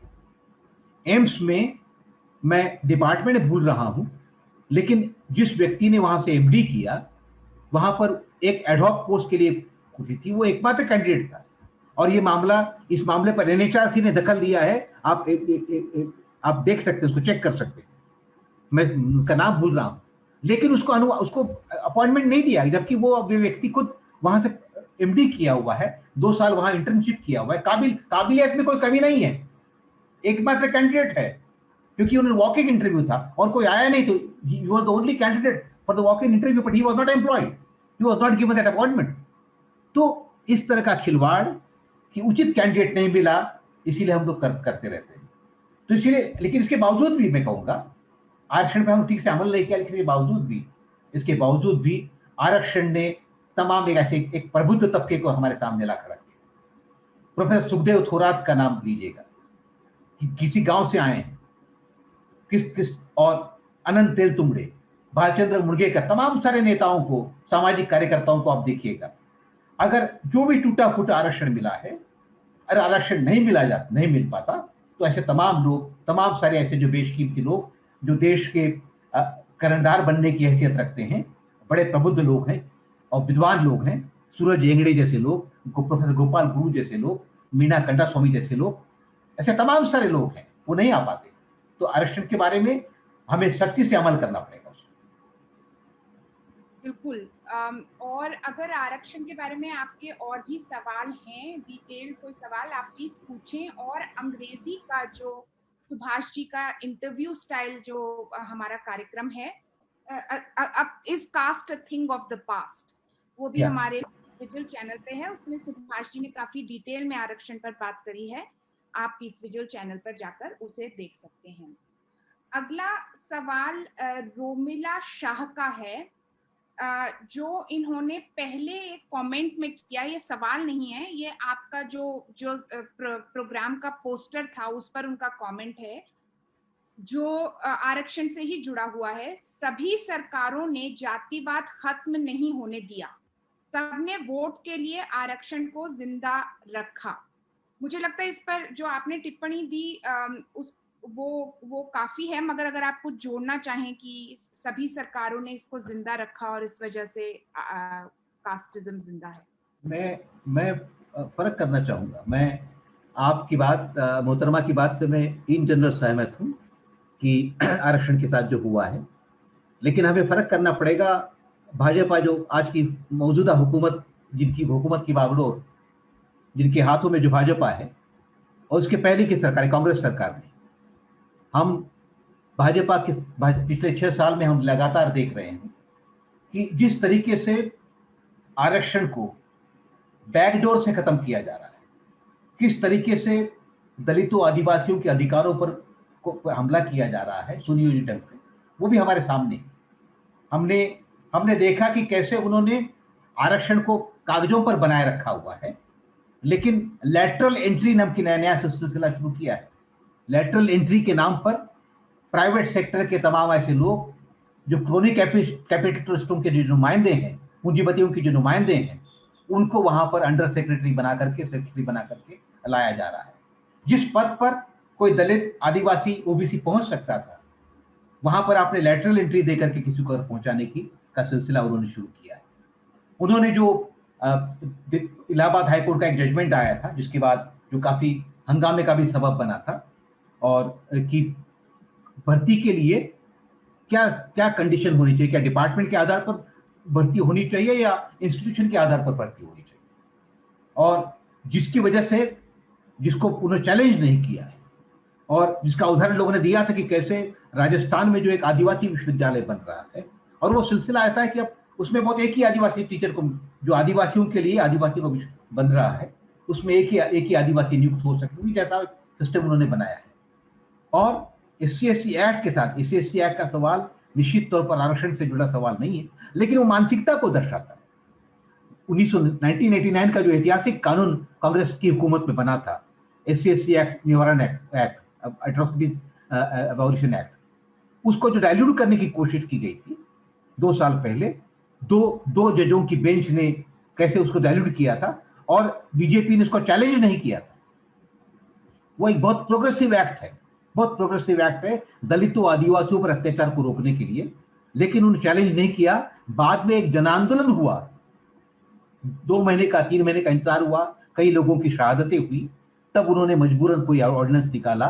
और दूसरी बात आप गौर करें कि जिस जज ने ये फैसला दिया था SC/ST एक्ट को डाइल्यूट करने का, उस जज को उन्होंने एक अच्छी पोस्ट बाद में दी, कोई अच्छा पोस्ट रिटायरमेंट के बाद बेनिफिट दे दिया था। और जो अपना इस केस को आर्ग्यू करने के लिए जिस बंदे को भेजा था, काबिल बंदे को भी नहीं भेजा था। तो एक जनरल मानसिकता है इन लोगों की, वर्ण मानसिकता को बढ़ावा देने वाले विचार है। आरक्षण के मौखिक तौर पर, जुबानी तौर पर अंबेडकर की बात करेंगे, जनाब मोदी जो हमारे वजीर आजम है, वो अपने आप को मोदी का शिष्य कहलाएंगे, लेकिन व्यवहार में उनका जो व्यवहार है डॉक्टर अंबेडकर के सिद्धांतों के बिल्कुल प्रतिकूल है। ये जरूर इस बात को रेखांकित करना चाहिए हम लोग को। शुक्रिया। सुभाष जी, प्रश्न और भी हैं, पर मैं जरा लाइन तोड़कर, मैं माफी चाहूंगी, मैं लाइन तोड़कर एक प्रश्न ले रही हूँ जो अभी अभी आया है, पर क्योंकि वो आरक्षण से संबंधित है इसलिए मैं वो प्रश्न पहले लेना चाहूंगी। ये मार्जरी फर्नांडिस जी हैं, जो हमारे लगातार श्रोता हैं, हमारे सभी वेबिनार्स में आने की कोशिश करती हैं। शुक्रिया मार्जरी जी, आप हमेशा आती हैं और सवाल पूछती हैं। इनकी भाषा अंग्रेजी है सुभाष जी, तो ये माफी मांग रही हैं कि इनका प्रश्न अंग्रेजी में है। It's fine. Why should reservations continue for generations for the same family? If an SC person gets into a good position as an IAS or the chairman of the UGC, Professor Thorat, why should his children and his grandchildren also be entitled for reservations in jobs? मैं इसका हिंदी तर्जुमा कर दूं जो लोग नहीं समझ पाते हैं, कि अगर किसी को आरक्षण मिलता है तो उसी के परिवार को फिर से आरक्षण क्यों मिलना चाहिए? अगर एक स्केड्यूल्ड कास्ट का व्यक्ति एक अच्छे ओहदे पर पहुंचता है, जैसे IAS या UGC के चेयरमैन जैसे कि प्रोफेसर थोराट, तो उनके बच्चों और उनके पोते पोतियों या नाती नातिनों को भी आरक्षण की सुविधा क्यों उपलब्ध हो? जवाब दे दें? जी प्लीज। मुझे लगता है कि प्रश्न अच्छा है, प्रश्न तो अच्छा है, और ये क्यूरियोसिटी अच्छी है उनकी, लेकिन मुझे लगता है कि थोड़ा सामाजिक परिस्थिति का पूरा भान मोहतरमा नहीं रख पा रही हैं। क्योंकि आप कल्पना करें कि सदियों से अगर मैं जिस परिवार में पला बढ़ा, मेरे पिताजी पढ़े लिखे थे, मेरी माता पढ़ी लिखी, मेरे दादाजी पढ़े लिखे थे, मेरे नाना पढ़े लिखे हुए थे, एक ऐसे परिवार में पढ़ना लिखना वो सामान्य बात हो जाती है, एक सामान्य बात होती है। और इसीलिए उस वातावरण में अगर मैंने कोई काबिलियत हासिल भी की तो कोई बहुत बड़ी बात नहीं है। लेकिन जो फर्स्ट जनरेशन लर्नर्स हैं, जो फर्स्ट जनरेशन लर्नर्स, चाहे प्रोफेसर सुखदेव थोरात हों या कोई ऐसे व्यक्ति हों जिनके माता पिता, किसी के माता पिता होस्ता मजदूर रहे हों, मिल मजदूर रहे हों, खेत मजदूर रहे हों, या किसी के बंधुआ रहे हों, उनका पढ़ना अपने आप में बहुत पॉजिटिव चीज आरक्षण ने जो मुमकिन बनाया है। लेकिन आप कल्पना करें कि क्या हम मान लेंगे कि एक पीढ़ी में अगर मेरे परिवार में, जैसे मैंने कहा कि मेरे भाई पढ़े लिखे, सब लोग पढ़े, तो एक किताबों की चर्चा अक्सर होती रहती है, हम लोग विभिन्न भाषाओं को जानते हैं, भाषाओं की चर्चा होती रहती है। मेरे परिवार का जो वातावरण है, और एक व्यक्ति ने आरक्षण हासिल करके जो अच्छे पद पर आया है, लेकिन उसके परिवार के बाकी लोग तो अभी उतने पढ़े लिखे नहीं है, ऐसा वातावरण उसको मिल नहीं पाया है। क्या आप कल्पना करेंगे कि उसका बेटा या उसकी संतान, उसकी बेटी उतनी काबिल बन पाएंगी? जो सोशल कैपिटल मुझे मिला हुआ है, जो कथित ऊंची जातियों को, दबंग जातियों को, जो जिसको सोशल कैपिटल कहा जाता है, मिला हुआ है, क्या एक पीढ़ी में उसको मिल जाएगा? मेरे ख्याल से थोड़ा दरियादिल होकर के, बड़े मन से हम लोग को सोचना चाहिए। सदियों से सदियों से इस देश की कथित ऊंची जातियों को एक अलिखित आरक्षण मिला हुआ है, जो मनुस्मृति ने उनको आरक्षण दिया है, अलिखित आरक्षण। उन्होंने जिस तरह का एक वातावरण बनाया, जिसमें उन्होंने दलितों, आदिवासियों को, ओबीसी को, स्त्रियों को तो शिक्षा के अधिकार से भी वंचित किया था। और एक बार आरक्षण देने के बाद आप कल्पना करने लगे कि अगली पीढ़ी को न मिलना चाहिए, तो मेरे ख्याल से ये नाइंसाफी, मैं इस बात से सहमत नहीं हूं कि सब आपकी क्यूरियोसिटी वाजिब है, क्यूरियोसिटी अच्छी है, लेकिन मुझे लगता है पूरी सामाजिक परिस्थिति पर वो गौर नहीं कर रही है। इसी के साथ सुभाष जी मैं कहना चाहूंगी कि पीस विजिल, जैसा कि आप सब जानते हैं, जोहानिसबर्ग साउथ अफ्रीका में स्थित है। हमारा जो देश है यहाँ, साउथ अफ्रीका, दक्षिण अफ्रीका, इसको 26 साल हुए हैं आजाद हुए अपार्थाइड से। अपार्थाइड की नीति के अंतर्गत जो यहाँ अश्वेत लोग थे, उनकी पढ़ाई, जॉब्स, उनको जो भी फैसिलिटी मिलती थी, वो श्वेतों के मुकाबले, गोरे लोगों के मुकाबले बहुत कम थे। और आज 26 साल बाद भी हम देख रहे हैं कि जो ज्यादातर हमारे अश्वेत भाई बहन हैं समाज में, वो अभी भी जो सबसे कम कमाने वाला हमारा जो तबका है उसमें आते हैं। और सरकार का कहना ही नहीं है सिर्फ, इसमें जो बहुत से सामाजिक कार्यकर्ता और रिसर्चर्स हैं, उनका कहना है कि हमें करीबन 100 साल और चाहिए जो अश्वेत लोगों के साथ जो भी अत्याचार हुए उससे उबरने के लिए, कि उनकी जनरेशन्स, मतलब जो हम आगे उनके बच्चे, पोते, नाती जो हैं, वो भी उसका फायदा उठा सकें। तो हमारे राष्ट्रपति जब से 26 साल हुए हैं आजादी मिले अपार्थाइड से, हर राष्ट्रपति अश्वेत रहा है, मतलब कि काला व्यक्ति राष्ट्रपति रहा है।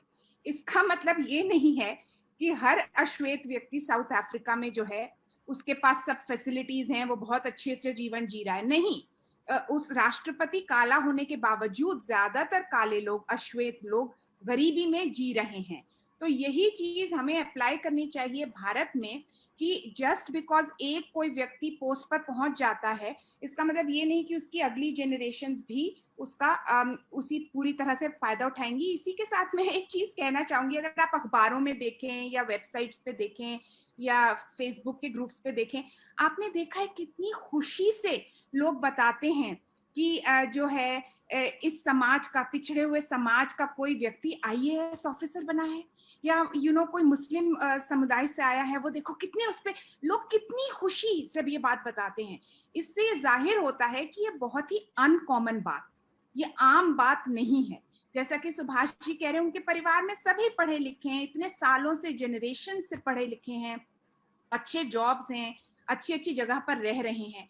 यही कारण है कि हम बहुत बार नहीं सुनते हैं कि किसी उच्च जाति या इस तरह के जो ऊपर हमारे समाज में हिस्सा है, उसके लोग जब आईएएस बनते हैं तो हम इतनी सेलिब्रेशन नहीं देखते हैं जितना कि पिछड़ी जातियों के लोगों के बनने पर देखते हैं। इसी के साथ एक कमेंट राममूर्ति जी का है, जो पीस विजिल के समर्थक हैं और हर वेबिनार अटेंड करने की कोशिश करते हैं। काफी इंटरेस्टिंग उनका कमेंट है। कह रहे हैं, why don't we ask landlord and other industrialists to leave their assets after one generation? सही बात। हाँ, कि जो हमारे उद्योगपति हैं, बड़े बड़े जो हमारे लैंडलॉर्ड हैं, उनसे भी हमें कहना चाहिए कि वो भी अपनी जो उनकी संपत्ति है वो एक जनरेशन के बाद छोड़ दें। सुभाष जी, अगला प्रश्न है मोहम्मद ईमान के द्वारा। वो पूछ रहे हैं, सर कुछ हद तक जातिवाद मुस्लिम समाज में भी है, मैंने सुना है ईसाई समाज में भी होता है। क्या ये कारण हो सकता है कि मुस्लिम और दलित समाज की जातिवाद के खिलाफ एकता नहीं हो पाती? अ, देखिए, मुस्लिम और दलित समाज की एकता न होने का ये कारण मुझे मालूम नहीं कि ये उसके अलग पॉलिटिकल कारणों को हमें ढूंढना पड़ेगा, क्योंकि कुछ दिन पहले तक, कुछ साल पहले तक दलितों और मुसलमानों की एकता तो एक स्वाभाविक तौर पर मानी जाती थी। आज की तारीख में पिछले लगभग 10-20 साल से जिस तरह का एक विषाक्त या संकीर्ण वातावरण इस देश में बनाया गया है, इसीलिए मुसलमानों और दलितों की एकता नहीं पाती। तो इसलिए मुझे जाति की मौजूदगी के चलते मुसलमानों में और दलितों की एकता नहीं बन पाती है, ये मुझे मैं कन्विंसिंग नहीं लगता है। हाँ, मैं एक एक एक तो बात समझ सकता हूँ जो जिसमें एक आंशिक सच्चाई भी जो साथी कह रहे हैं। जो यहाँ के हिंदुओं की जो ऊंची जाति है, और एक यहाँ के कहा जाता है कि हिंदुओं का एक बड़ा हिस्सा मुस्लिम बना है यहाँ पर, और मुसलमानों जो कथित ऊंची जातियां हैं, सैयद है, शेख, पठान, ऐसे लोग हैं, अगर वो अगर उनके मन में अगर वो जाति बैठी हुई अपनी ऊंची जाति, अगर वो अपने पसमानदा लोगों के साथ, अपने जुलाहों के साथ एकता नहीं करते हैं, ये उनके मन के अंदर की जो संकीर्ण भावना है वो दिखाती है। जैसे कि वो वर्ण मानसिक एक तरह की जातिगत मानसिकता जो उनके तबके में भी है, तो ये उनकी बात में आंशिक सच्चाई है। मैं अपने आप को रेक्टिफाई करना चाहूंगा। मैं दोनों बातें कह रहा हूं कि एक आंशिक तौर पर सच्चाई भी वो कह रहे हैं कि चूंकि मुसलमानों में जो कथित जो ऊंची जातियां हैं, क्योंकि वो भी दलितों को, हिंदू दलितों को या मुस्लिम दलितों को या हिंदू दलितों को उसी कोट अनकोट अपमानित निगाहों से देखती हैं, इसीलिए उनके साथ वो एकता नहीं बना पाती। दूसरा दूसरा हमें ये भी सोचना पड़ेगा, जो राजनीतिक वातावरण इस देश में बनाया गया है, जिसमें दलितों को जिस तरीके से एक तरह का ये जैसे निगेटिवली पॉलिटिसाइज किया गया है, जैसे उनका हिंदुत्वाइजेशन हुआ है, उनको जिस तरह से बताया गया है कि उनका उनका दुश्मन, उनके समस्याओं की जड़ ये जाति व्यवस्था नहीं है, पूंजीवाद और जातिवाद नहीं है, उनकी समस्याओं की जड़ उनके गांव में रहने वाला जो अल्पसंख्यक समुदाय का व्यक्ति है, और अल्पसंख्यक समुदाय के लोग कैसे घर का भेदी बने बने हुए, जो एक आइडियोलॉजी हिंदुत्ववादी संगठनों ने, आरएसएस भाजपा संगठनों ने जो जिस जिस तरह की विचारधारा को बढ़ावा दिया है, तो उस विचारधारा का शिकार दलित तबका भी हुआ है। अच्छा, और हम लोग 2002 के दंगों में देख चुके हैं, गुजरात के दंगों में, दंगा कहें जो भी आप कहें उसको, कि कैसे दलितों के एक हिस्से ने जो अल्पसंख्यकों के खिलाफ जो हिंसा चल रही थी उसमें हिस्सा लिया था। तो वो एक राजनीतिक कारणों से भी एकता नहीं हो पा रही है। सुभाष जी, क्या आपको लगता है कि एक ये भी कारण हो सकता है इसका कि जो नेतृत्व है मुस्लिम हाँ, समाज का, हाँ, वो शायद उच्च जाति के मुसलमानों के पास है, तो इसलिए उनके लिए वो एक कोई इशू नहीं बनता है या वो उसको नहीं डील करना चाहती? बिल्कुल, बिल्कुल। मैं सहमत हूँ, इस बात से सहमत हूँ। जी। मार्जरी फर्नांडिस जी का एक और प्रश्न है। I'm sorry, I'm writing my question in English. Isn't casteism a form of economic exploitation which the higher castes want to continue for their benefit? They won't do anything for the benefit of the untouchables, but if people like missionaries work for the benefit of SCs and help them to resist their exploitation, the missionaries are accused of converting the SCs, even if that is not happening, and troubled. The latest example of this is the arrest of 83-year-old Father Swami, who had worked for decades with the STs who are exploited like the SCs in Chhattisgarh. Marjorie ji कह रही हैं कि जो उत्पीड़न होता है लोगों का हायर कास्ट द्वारा लो कास्ट का, वो जो है वो इकोनॉमिक उत्पीड़न है, और वो अनटचेबल्स के लिए, मतलब जो छुआछात जो समाज में होती है उसको हटाने के लिए वो कुछ नहीं करते हैं।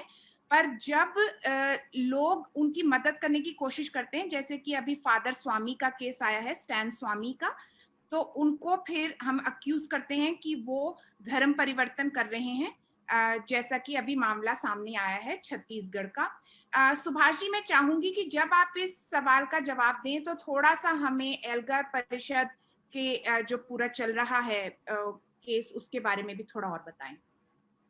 आप एक तो 83 साल के फादर स्टैन स्वामी, जो तमिलनाडु से आकर के झारखंड में पिछले कई दशकों से वहां काम कर रहे हैं, और कई मौके ऐसे आए हैं जो चर्च के खिलाफ भी लड़े हैं।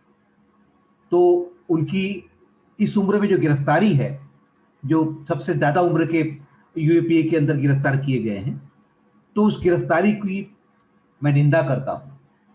और जिस तरीके से ये जो भीमा कोरेगांव का मामला बना है, मैं जानता हूं कि आप लोग सभी लोग इस भीमा कोरेगांव मसले पत्ते के बारे में वाकिफ होंगे, लेकिन फिर भी थोड़ी चर्चा करना बहुत जरूरी है यहाँ पर। भीमा कोरेगांव का जो मसला है, 2018 में 200 साल पूरे हो रहे थे भीमा कोरेगांव के संघर्ष को। आप थोड़ा इतिहास बताना भी जरूरी है। 1818 में पेशवाओं की जो हार हुई थी अंग्रेजों के हाथ में, और फिर वहां पर अंग्रेजों का राज भारत में पूरा कायम हुआ था, तो उनकी आखिरी लड़ाई जो हुई थी, पेशवाओं को जो शिकस्त मिली थी, पुणे के पास एक जगह है कोरेगांव, और कोरेगांव में कोई पेशवाओं की हार हुई थी। और तो वहां पर कोरेगांव के उस संघर्ष में ब्रिटिश सेना की तरफ से जो सैनिक शामिल हुए थे, तो कई सैनिकों के नाम उसमें अंकित है। और डॉक्टर अंबेडकर ने इस बात को देखा था कि कई सारे जो नाम हैं, जो दलितों के नाम हैं, कई सारे दलित सैनिकों ने उस वक्त ब्रिटिश सेना में भर्ती हुए। तो पेशवाओं की को जो इमेज है पूरे महाराष्ट्र में या शेष भारतीय समाज में, वो उनका एक ब्राह्मणवादी शासन था, एक जनविरोधी शासन था, जिसकी मैंने अभी जब बातचीत में कर रहा था तो मैं आपसे चर्चा कर रहा था कि कैसे पेशवाओं के राज में दलितों, शूद्रों, स्त्रियों को कोई मानवाधिकार नहीं थे। और जब दलित सड़कों पर से निकलता था तो उसको अपने गले में घड़ा लटकाना पड़ता था ताकि उसकी थूक भी जमीन पर न गिरे, और उसको ऐसे समय में घर से बाहर निकलना पड़ता था क्योंकि उसकी छाया दूर तक न पड़े। तो पेशवाओं का शासन एक मनु की विचारों पर आधारित चलने वाला शासन था, और वो पेशवाओं ने अंग्रेजों के हाथ में हार गया था। तो इस पक्ष को और दूसरी बात हमें गौर करनी पड़ेगी कि अंग्रेजों के आने के बाद पहली दफा, एक कड़वी सच्चाई है कि पहली दफा दलितों को लिखने पढ़ने का अधिकार मिला था। अंग्रेजों ने अपने कारणों से दिया था, लेकिन पढ़ने का उसके पहले मनु का शासन था। मनु के विचारों से हुकूमत चलती थी, तो दलितों को इंसान भी नहीं समझा जाता था। तो डॉक्टर अंबेडकर ने इस बात को अपने दलितों की, उन्होंने उनके पूरे संघर्षों का फोकस पूरे भारत के मुख्यतः दलित जातियां थी। तो उन्होंने दलितों को जागरूक करने के लिए, उन्होंने उनको प्रेरित करने के लिए कि कैसे तुम लोग जो सदियों से अपमानित हुए हो, तुम्हें यह देखना चाहिए कि तुम्हारे पुरखों ने कैसे पेशवाओं को शिकस्त दी। तो उनको प्रेरित करने के लिए, आप इस मामला डिबेटेबल हो सकता है कि उन्होंने करना चाहिए नहीं था या नहीं था, लेकिन उन्होंने इस बात को समझाने के लिए कि दलितों को भी वो कोई पराजित कौम नहीं रही है, उन्होंने कोरेगांव जाना शुरू किया था। हर साल 1 जनवरी 1818 जो हर साल 1 जनवरी को वहां वो जाया करते थे। तमाम कोरेगांव स्तंभ बोलते, खंबा है जो जाते थे वो। तो जब 200 साल पूरे हुए 2018 में, तो तमाम दलित संगठनों ने, मानवाधिकार संगठनों ने तय किया कि वो लोग भी जाएंगे वहां पर जो पेशवा, और उन्होंने भाजपा की हुकूमत को एक नई पेशवाई के तौर पर उन्होंने नारा दिया कि नई पेशवाई है, नए ढंग से जो एक मनु के विचारों को यहाँ पर वैधता प्रदान की जा रही है। तो एक बहुत बड़े पैमाने पर लोग इकट्ठा हुए थे और वहां पर भीमा कोरेगांव गए थे। हजारों की तादाद, देश भर से लोग जुटे थे। उस जुलूस पर, उनके आग्रह पर हिंदुत्ववादी संगठनों के नेताओं ने हमला किया। हिंसा कहां हुई? जो लोग भीमा कोरेगांव 2018 के 1 जनवरी को गए थे, जब वहां से लौट रहे थे, दलितों पर, मानवाधिकार कार्यकर्ताओं पर हमले हुए थे। किन लोगों ने किए? हिंदुत्ववादी संगठनों ने किए थे। वो संभाजी भिड़े नाम के कोई व्यक्ति है, और कुछ उनके खिलाफ केस भी दर्ज हुए थे, लेकिन वो केस पता नहीं कहां आगे बढ़ गए। और फिर एक नया मामला, उन्होंने कहा कि एक भीमा कोरेगांव को लेकर के भारत सरकार की तरफ से एक नया मामला खोला गया, और डूबियस आधारों पर खोला गया, और कई सारे लोगों को उसमें गिरफ्तार किया गया। देश के अलग अलग जो मानवाधिकार कार्यकर्ता हैं, सुधा भारद्वाज हैं, गौतम नवलाखा, अनंत तेलतुंबड़े और कई सारे मानवाधिकार कार्यकर्ता, लेखक, वरवरा राव, ऐसे लोग, तमाम लोग गिरफ्तार हैं।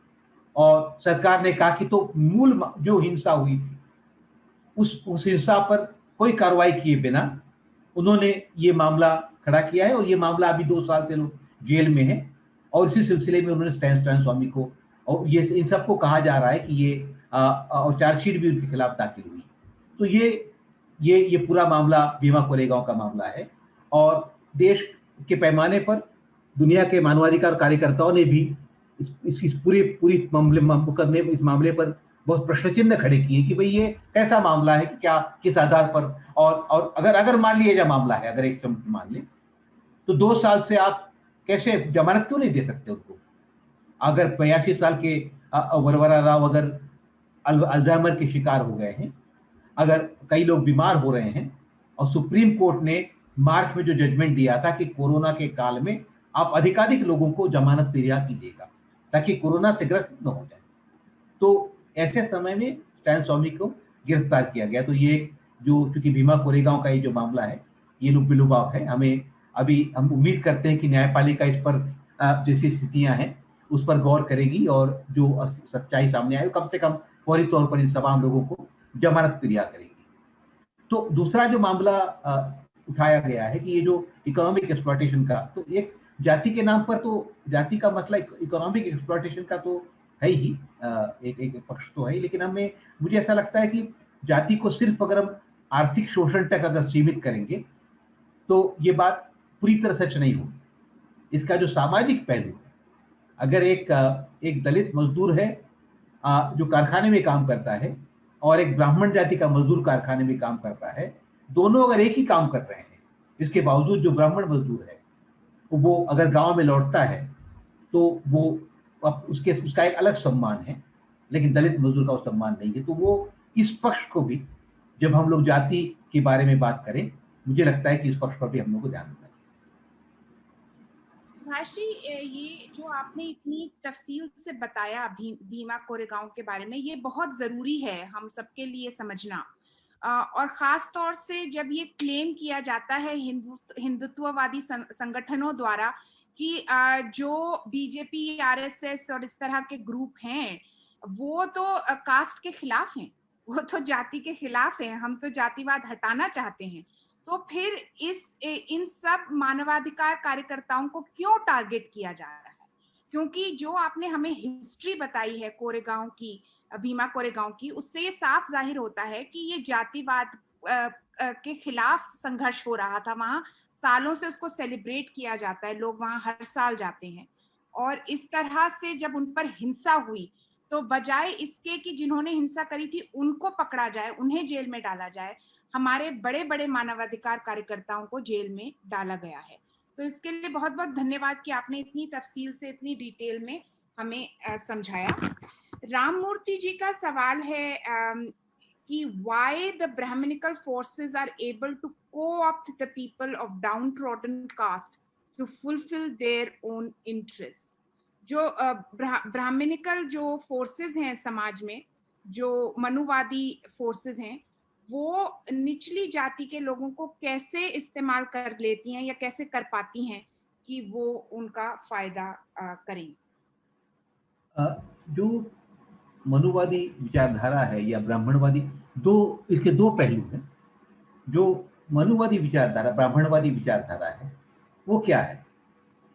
ब्राह्मणवादी विचारधारा ये है कि जो ग्रेडेड हायरार्की और एक लगातार आपको बताया जाता है कि आपके नीचे भी कोई है, अगर तो एक ग्रेड हायरार्की बनी हुई है, और कथित निचले तबके में एक हसरत पैदा की जाती कि तुमको ऊपर जाना है, तुम्हारा संस्कृताइजेशन होगा, तुम अधिकाधिक, तुम जैसे एक ब्लैक के लिए ब्लैक अगर मान ली व्हाइट का अनुकरण करता है, उसी ढंग से लिए दलितों के लिए एक ब्राह्मणवादी विचारधारा के तहत जो बना हुआ है कि वो कथित तौर पर ऊंची जातियों का अनुकरण करें, जो एक नक्शा उसके सामने पेश किया जाता है। तो ये जो विचारधारा का जो प्रलोभन है, जैसे मैं एक उदाहरण देना चाहूंगा कि कुछ साल पहले पश्चिमी उत्तर प्रदेश में एक खास दलित जाति ने दूसरी दलित जाति पर हमला किया था। क्यों? क्योंकि एक दलित, मैं उसके डिटेल्स बाद में कभी चर्चा आपसे करूंगा, लेकिन क्योंकि वो किस जाति के थे वो महत्वपूर्ण नहीं है। क्यों? क्योंकि एक दलित जाति के नौजवान ने दूसरी दलित जाति के नौजवान बेटी लड़की से शादी की थी, और वो दलित जाति को लगा, जिसने हमला किया था, कि भाई ये तो हमारे हिसाब से निचले हैं और इन्होंने हमारी बेटी को ले गए। तो ये जो विचार है कि फला ऊपर है, अगर ब्राह्मण ऊपर है कोई नीचे है, तो हमारी दलित जाति ऊपर है, तुम्हारी दलित जाति नीचे, तो यही विचार मनुवाद का विचार है, यही विचार ब्राह्मणवाद का विचार है। वो आपको बताता है कि आप नीचे हैं, आपके नीचे भी कोई है। तो एक तरह से मुझे लगता है कि ये जो विचारधारा का जो आकर्षण है, आप अपने उत्पीड़क का अनुकरण करने की कोशिश करते हैं, एक वो पहलू है। और दूसरा पहलू जो जिसका जिक्र मैं एक बार कर चुका हूं, लेकिन फिर दोबारा दोहराना चाहूंगा, कि उनको अगर हम किसी दलित को बताएं, अगर कि वो जब जाति की प्रथा के बारे में चिंतित हो, जैसे डॉक्टर अंबेडकर ने जो एक व्याख्यान दिया था मनमाड़ में, कामगार, जो उन्होंने बताया था दलितों को और कामगारों को कि उनके दो दुश्मन हैं, पूंजीवाद और मनुवाद, ब्राह्मणवाद और पूंजीवाद, दो दुश्मन हैं दलितों के। तो ये जो उनका जो संदेश है, उनका जो विचार है, तो जब दलित या अन्य दबी कुचली जातियों के लोग जब जातिवाद ब्राह्मणवाद को लेकर के जो परेशान हुए, जो पूंजीवाद को लेकर के जो परेशान होते हैं, जो परेशान का मतलब उसको लेकर के आंदोलित हो उठते हैं, तो इस व्यवस्था के पास क्योंकि समाधान नहीं है, ये व्यवस्था जो एक पूंजीवादी व्यवस्था है, उसके पास वो और लगातार ये जो अब जो आरक्षण पर सचेतन तौर पर अटैक कर रही है, तो अगर दलित अपनी मांगों को लेकर के उपस्थित होता है, तो उसके लिए सबसे अच्छा तरीका यह है कि उसको डिफ्लेक्ट करें, उसके अटेंशन को डिस्ट्रैक्ट करें, उसको हटाने की कोशिश करें। और सबसे अच्छा तरीका क्या है? क्योंकि जैसे आपने देखा होगा कि तमाम जगहों पर दलितों की और मुसलमानों की बस्तियां आसपास ही हैं, क्योंकि ये विवेकानंद ने भी लिखा है कि कई सारे जो मुसलमान इस मुल्क में हुए, जो दलित और पिछड़ी जाति के लोग मुसलमान हुए हैं, तो आसपास बस्तियां हैं। और दलित को अगर ये बताया जाएगा कि तुम्हारा मूल सवाल तुम्हारा ऊपर नहीं है, तुम्हारा दुश्मन बगल में है, उसके बारे में सोचो, वो गाय के साथ क्या करता है, वो करता है, तुम्हारी बेटी को छेड़ता है, वगैरह वगैरह जो कहानियां बताई जाती हैं, या दलित और किसी अल्पसंख्यक मुसलमान के व्यक्ति का कोई संघर्ष हुआ, उसको जिस तरह से प्रोजेक्ट किया जाता है, तो ये जो हिंदुत्ववाद की विचार, एक तो ब्राह्मणवाद की विचारधारा मैंने कहा, और हिंदुत्व की जो विचारधारा है, जो सम्मोहन है दलितों के अंदर भी, आदिवासियों के हिस्से के अंदर भी, जिसकी वजह से वो ये समस्या आती है। सुभाष जी, हम अब केवल 2 ही प्रश्न ले पाएंगे क्योंकि समय की कमी है। एक प्रश्न है साइमा खान का कि सर आप बता सकते हैं कि कहीं आंकड़े मतलब डाटा उपलब्ध है कि आरक्षण से कितने लोग शैक्षिक संस्थानों और जॉब्स में आए हैं इतने सालों में? बता दो, बोलूं मैं खुद इसके बारे में आंकड़े मेरे पास नहीं है, और इतनी मेरी मतलब याददाश्त भी उतनी नहीं है, लेकिन ये आंकड़े आपको आसानी से मिल जाएंगे। कई सारे संस्थान, कई सारे संगठन हैं जो इस मामले को, दलित मानवाधिकारों को लेकर के सक्रिय रहे हैं, सक्रिय आज भी हैं, और ये आंकड़े आपको ऐसे संस्थानों से, ऐसे लोगों से आसानी से मिल जाएंगे। मेरे पास अभी मुझे याद नहीं है। सुभाष जी, अगर हो सके, क्योंकि हमारे स्टडी ग्रुप्स जो हैं वो लगातार मिलते रहते हैं, सिर्फ आज की बात नहीं है, अगर हो सके तो परहैप्स हम लोग ईमेल एक्सचेंज करके आप हमें कुछ ऐसे संस्थाओं के नाम भेज सकते हैं जो हम इन्हें आगे भेज सकें, जहां से। जी, निश्चित तौर पर मैं बिल्कुल कर दूंगा। जी, और साथ ही आपसे ये भी निवेदन रहेगा सुभाष जी कि आप हमारे स्टडी ग्रुप्स के लिए कुछ किताबों को रेकमेंड करें जो वो पढ़ सकें। सिर्फ अंबेडकर जी की ही लिखी हुई नहीं, बल्कि बाद में भी अगर और लोगों ने लिखा है तो हम बहुत शुक्रगुजार होंगे। जी, ये अंतिम प्रश्न मैं ले रही हूँ, पर एक मिनट। माजरी जी ने लिखा है इन रिस्पॉन्स टू जो अर्लियर उन्होंने क्वेश्चन पे भेजा था कि favoring the continuation of reservations for generations, how many generations would you recommend? आप कुछ गेस कर सकते हो तो यहाँ तो मैं देखिए मैं हमारे राजनीतिक साउथ अफ्रीका में तो उन्होंने कहा है कि करीबन 1 सेंचुरी लग जाएगी हाँ, बिल्कुल। अपार्टमेंट। मेरे ख्याल से आपने जवाब दिया श्री जी, आपने तो जवाब साउथ अफ्रीका के बहाने जो जवाब दिया है वो बहुत माकूल जवाब है। मेरे पास, मैं तो भविष्यवाणी नहीं कर पाऊंगा ये। और ये हमें बस ध्यान रखना है कि अपार्थाइड जो है वो पिछली सदी का ही क्राइम है, वेयर एज जो कास्टिज्म है वो हजारों साल का क्राइम है। अब राममूर्ति जी का सवाल है अंतिम जो हम ले रहे हैं। वो पूछ रहे हैं, कहाँ गया उनका सवाल, सॉरी मुझे माफ करें। राममूर्ति जी, Subhash ji, how do you look at the role of left and Dalit organizations to synthesize the question of caste and class into one whole? तो वो पूछ रहे हैं कि जो हमारी वामपंथी और दलित संस्थाएं हैं वो कास्ट के और क्लास के इशू को एक ही उसमें जो करना चाह रही हैं, उसके बारे में आपका क्या विचार? देखिए मैं खुद एक वामपंथी तहरीक से जुड़ा कार्यकर्ता हूँ और ये बहुत अच्छा बात राममूर्ति जी रखी, मैं उनको शुक्रिया अदा करना चाहूंगा ये बहाने, क्योंकि जाति के प्रश्न को लेकर के, दलित प्रश्न को लेकर के वामपंथी तहरीक में, वामपंथी आंदोलनों में एक कंफ्यूजन रहा है। कुछ यांत्रिक किस्म की गलतियां पहले होती रही हैं, आज़ादी के पहले या अथवा उसके बाद भी कुछ गलतियां वामपंथी आंदोलन की तरफ से हुई हैं। लेकिन आज की तारीख में अपनी पूरी जो पुरानी गलतियां, जो यांत्रिक ढंग से देखने की जो कोशिशें रही हैं, उसका समाहार करके उसको ठीक से रिव्यू करके विभिन्न वामपंथी संगठन इसके प्रति बड़े सचेत हुए हैं और उन्होंने अलग अलग रूप में इसको लेकर के काम शुरू किया है। आप गौर करेंगे, जाति उन्मूलन के नाम से फोरम उन्होंने बनाए हैं, अलग अलग मसलों को उठाते हैं। जैसे दिल्ली में हम लोग हैं और हम लोगों ने कई तरह से मसले उठाए थे जो दलित संगठनों की निगाह से भी से ओझल थे। जैसे सीवर, 20 साल पहले हम लोगों ने सीवर में जो मौतें होती हैं काम करके, सीवर कामगारों की, उस मसले को उठाया था। एक बड़ा कैंपेन हम लोगों ने चलाया था।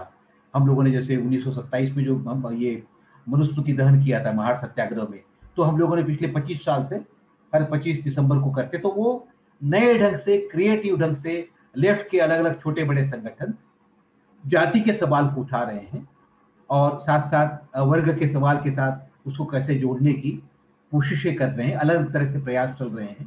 कभी हम लोग फुर्सत में इसके बारे में बात, लेकिन पहले कुछ गलतियां रही हैं, यांत्रिक गलतियां रही हैं, वो ठीक किया। जैसा कि मैंने कहा कि अनफॉर्चुनेटली हम और प्रश्न नहीं ले पाएंगे, हमने काफी प्रश्न लिए हैं और अगर प्रश्न आपके और हैं तो आप ईमेल से हमें भेज सकते हैं या पीस विजिल के फेसबुक पेज पर जाके।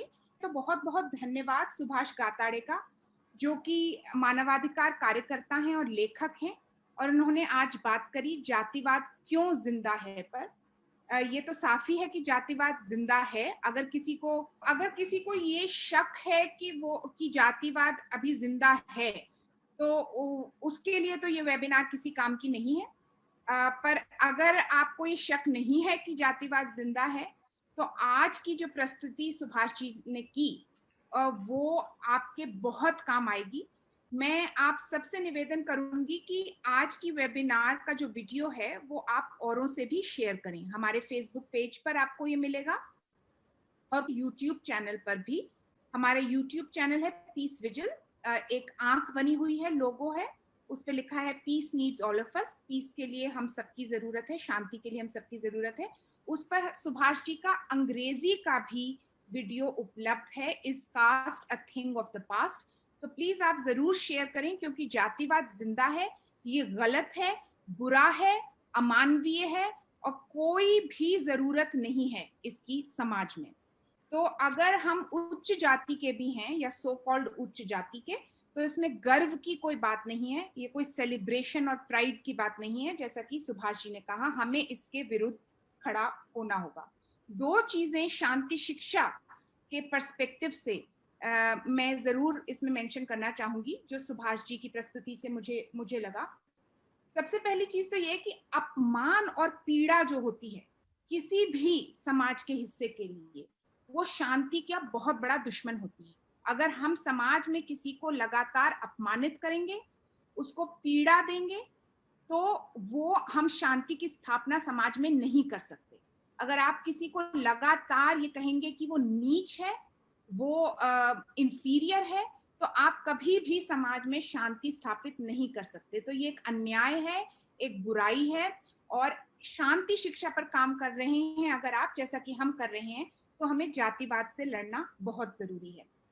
दूसरी चीज मुझे ये बहुत अच्छी लगी जानकर कि सुभाष जी ने चकवारा की घटना को एक नया हमें एक नया पर्सपेक्टिव ये दिया कि बाद में उसका क्या हुआ, जो सार्वजनिक तालाब था उसका बाद में क्या हुआ, जिससे मुझे एक पीस एजुकेशनिस्ट के हिसाब से मुझे ऐसा लगता है कि जो संघर्ष हुए हैं, जो हमने ऑलरेडी जीते हमारे संघर्षों में हुई हैं, चाहे वो अनटचेबिलिटी से लड़ना हो या दुनिया में और हिस्सों में जैसे सेग्रीगेशन से अमेरिका में लड़े, अपार्थाइड से साउथ अफ्रीका में लड़े, जब संघर्ष जीत लिया जाता है उसके बाद उसको जिंदा रखना, उसको प्रोटेक्ट करना बहुत जरूरी है। तो सिर्फ ये ना सोचें कि हमारी जीत हो गई, बल्कि हमारा सभी पीस लवर्स का ये भी काम है कि हम उन जीतों को सुरक्षित रखें, उनको हम हमेशा जो है याद रखें, उन पर काम करते रहें, क्योंकि दूसरी तरफ से भी जो हम पर हमले हैं वो जारी रहेंगे। तो ऐसा ना सोचें कि अंबेडकर जी ने हमें कॉन्स्टिट्यूशन दिया कि बस अब हो गया। उस कॉन्स्टिट्यूशन को बचाना, उसको प्रोटेक्ट करना हमारे हाथ में है, क्योंकि अंबेडकर अब हमारे साथ नहीं है, हम हैं, तो हमें ये करना जरूरी है। और लास्ट में एक ये इंफॉर्मेशन देना चाहूंगी कि सुभाष जी ने कहा था कि कैलिफोर्निया में पाठ्यक्रम जो बार बार बदला जाता है, उसमें एक हिंदुत्ववादी संगठन ने पुश किया था कि जातिवाद के बारे में बात ना हो किताबों में। हमारे वॉलंटियर कैलिफोर्निया से, उन्होंने हमें बताया है कि इस संस्था का नाम हिंदू अमेरिकन फाउंडेशन था। जिस संस्था ने इसको पुश किया था उसमें मुख्य संस्था का नाम था हिंदू अमेरिकन फाउंडेशन। उन्होंने साथ ही ये बताया है कि जिस संस्था ने इसको किताबों में शामिल रखने की बात करी और पुश किया और सक्सेसफुल रहे, उनका नाम है अंबेडकर एसोसिएशन ऑफ कैलिफोर्निया। तो मैं जानती हूँ कि क्योंकि ये कार्यक्रम हमने काफी जल्दी किया है, तो हमारे अमेरिका के लोग इसमें शामिल नहीं हो पाए हैं, पर अगर आप ये कार्यक्रम बाद में सुनते हैं और आप कैलिफोर्निया में हैं, तो जरूर अंबेडकर एसोसिएशन ऑफ कैलिफोर्निया से जुड़ें और जानें कि वो आजकल क्या काम कर रहे हैं। तो इसी के साथ मैं सबको धन्यवाद देना चाहूंगी, खास तौर से सुभाष जी आपको। आपने हमें इतना समय दिया, इतनी जानकारी दी और हमें प्रेरित किया कि हम जातिवाद के खिलाफ जहां भी हों, जिस भी देश में हो, जिस भी जाति से आते हों, जिस भी समाज से आते हों, वो इस बुराई का मुकाबला करें, डटकर मुकाबला करें। और साथ ही हम आपको शुभकामनाएं देते हैं, क्योंकि हम जानते हैं कि आप एक मानवाधिकार कार्यकर्ता हैं और आजकल भारत में एक मानवाधिकार कार्यकर्ता होना अपने आप में एक ब्रेवरी की बात है। तो हम आपको शुभकामनाएं देते हैं और आपका काम आगे भी हम पढ़ते रहेंगे, देखते रहेंगे, और आशा है कि आप फिर से पीस विजिल में आकर हमसे बात करेंगे। Okay, bye bye everyone and greetings of peace. Bye bye. आप सुन रहे थे पीस विजिल का कार्यक्रम जातिवाद क्यों जिंदा है। वक्ता थे मानवाधिकार कार्यकर्ता और लेखक सुभाष गाताड़े। अगर आपको कार्यक्रम पसंद आया हो तो शेयर ज़रूर करिएगा और हमारे चैनल को सब्सक्राइब भी करिएगा। हमारे चैनल का नाम है पीस विजिल, जिस पर आपको बहुत से अन्य कार्यक्रम भी मिलेंगे जिन्हें आप देख सकते हैं और शेयर कर सकते हैं। धन्यवाद।